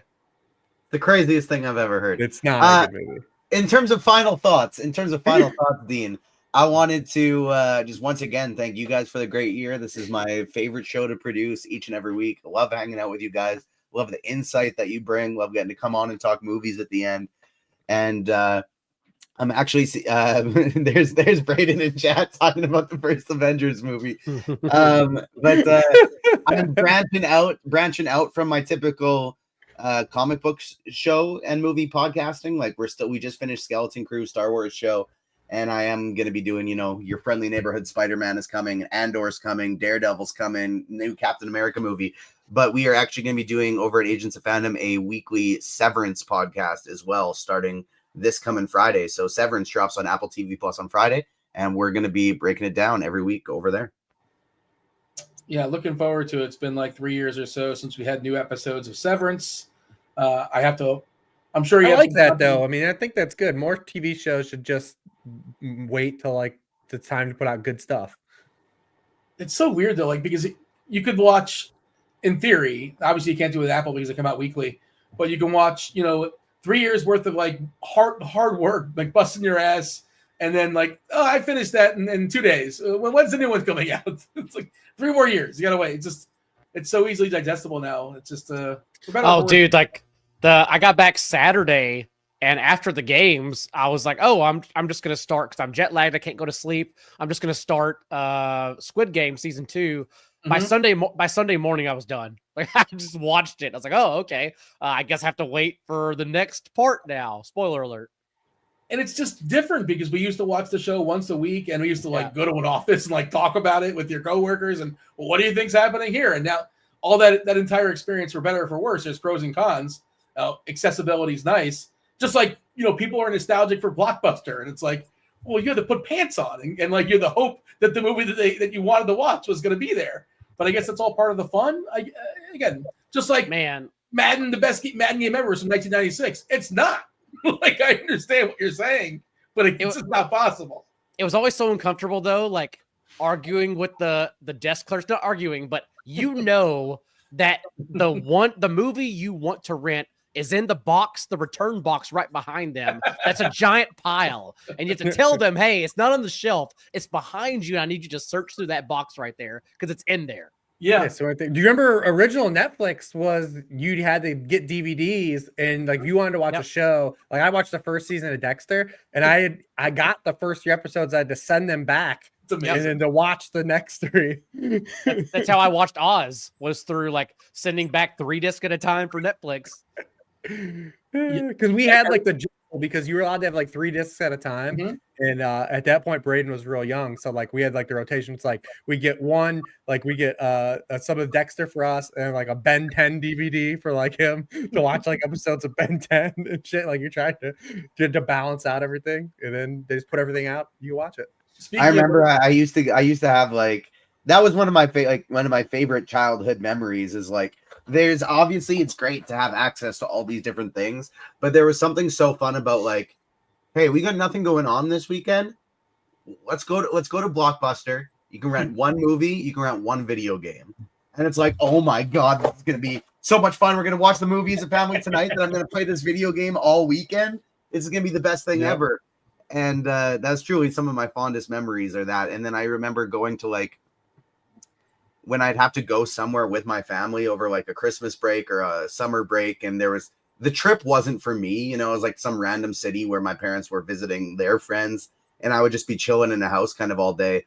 And I would get like a full season of Spider-Man, the animated series, and X-Men, the animated series, and just like all of these different things, and just lounge out getting to watch all of it. And, you know, it seems so easy now because all of that stuff just exists on all the apps. But at the time, like, you couldn't just watch a season you wanted to watch of a TV show, you know? And so it was so cool getting to see, as like an 8-year-old, something I hadn't seen since I was 5. And just like, oh, wow, it's back, was just like the coolest thing ever. That was your last time being allowed to mention Spider-Man on the show after that erroneous take you just let off in the chat. Yeah, I said it. I said what I said. Spider-Man 2, it's great, but it's not the best. 5th best is just absolutely asinine. We need to get out of here. Into the Spider-Verse is better. Arguably, all the Tom Holland ones are better, and I like Spider-Man 1 better than Spider-Man 2. Oh my god. Absolutely terrible take. Just absolute terrible take. Green Goblin, better villain than Doc Ock. That's why. TJ, you got to have Rob on one of your pods. Invite him on. We've had him on actually like 2 or 3 times already. Are we gonna? I gotta say, I'm proud that I've concluded the season with back-to-back movies that Rob liked, because it was off to a rough start after Tick Tick Boom and Challengers. That's Also the best, for- though. The best is when we see something where we all don't agree on. Yes. For all the sickos that are still hanging around for the movie portion, aren't we all gonna try to combine as well after the season to do a movie podcast? TJ, Yeah. If we can, as long as it works for everybody's schedules, we'll be keeping the movie portion going over on the Agents of Fandom channel. So I'm definitely down if you guys are. Yeah. I've cleared it with my people; they're all good with it. What is Agents of Fandom paying? Hail. friendship. I was thinking and though, we hugs. would need like, I mean, you could just like rotate every week, like a different person picks a new movie every week, but like it would be, we need to find some way to actually have the winner be chosen each week. That's true. We'll figure NBA that out. DFS contest. Gosh, what is NBA DFS? What is that? Sport? What is that? Yeah, I don't know what that is. All play a We have- tennis DFS contest. we have the golf ladder loaded, ready tomorrow. Start burning money. Yeah. The worst We time should of have done year. the tier rankings though for the movies, because Yeah. Challengers is the worst movie that we watched this year. That's Thank a you. bad call. I'm still Dude, so mad at That Challengers. can't be true. You're They not. roasted me because they were like, he's just being contrarian. I'm like, no, this movie sucks. Like, it's Dude, not a good I'm movie. I'm still so mad. I was talking to my friend about this movie. I was, because that movie frustrated. I was so mad at that movie. The rain scene. It's still the rain scene. There's the so wind many scene. scenes. There's so many scenes. The wind and the rain. Fair enough. All right, it's been a blast. We've been on for 2.5 hours. Appreciate y'all still hanging with us.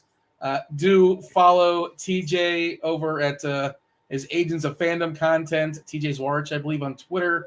Don't quote me. We have our Twitter stuff on the screen. You guys can see our Twitters, Blue Skies and all that good stuff. John Daigle, Established the Run. Rich Hribar, Sharp Football Analysis. LordReebs. We also have Rob Coakley, Hometown Ghost Stories. 2 million downloads, 3 million. Where are we at right now, Rob? Oh, we've passed like over 4 or 5 at this point. I don't know. Oh. I don't look anymore, to be honest. Look at you. Look at the modesty. Yeah. And then the Spike Week as well. Yeah, but I'm about to be chloroform, so it doesn't matter. Oh, yeah. Happy birthday in an hour. Shout out to you. Oh, yeah. Thank- Yes, happy birthday. thank Big you. one. If you're Let's just, still let's just listening. do this till midnight. We'll take a shot at midnight. I have to pack because I'm going to Kennebunkport tomorrow for a few days. What? Is that a dimension? It's in Maine. It's like a seaside coastal town. Well, that sounds Is that lovely. where the man. Sounds Kennedy amazing. thing happened? That's Sounds where the Kennedy lovely. thing happened, right? Isn't that right by where Tim lives? I don't know. Might be. Oh, Tim might be close to there. He lives on like the Isle of Shoals or something in the middle of the water. No one knows where Tim lives. Also not a real place. Is there a place, Island of Shoals? The Isle of Shoals, yeah. It's All like a series of islands that it splits between Maine and New Hampshire. Because that sounds like I told TJ. That sounds like it's in Witcher 3. Like the Isle of Shoals. Like, Which I downloaded because it was on sale on Switch. As I'm about to, as on the plane, I was embarking on playing the newest Zelda, the Echoes one. So I'm about to play Witcher 3 as well. I told TJ I'm playing it now. It's like maybe okay. my favorite game of all time. So feel Let's free just to do a message Witcher me the updates. I love We'll that game. do a Witcher 3 podcast. It's good Let's timing do because it. they released the first trailer for Witcher 4 just like a month ago. Cool. I'm trying to wrap up. we We can do this after he can say goodbye, and then We don't want to say goodbye to everyone. All right, Been a good again, run. go win something. Let us know. Glad you guys enjoyed the podcast. Presumably, if you're still listening now, I presume you enjoyed. Win something this week. Good luck. We're out of here. Holler.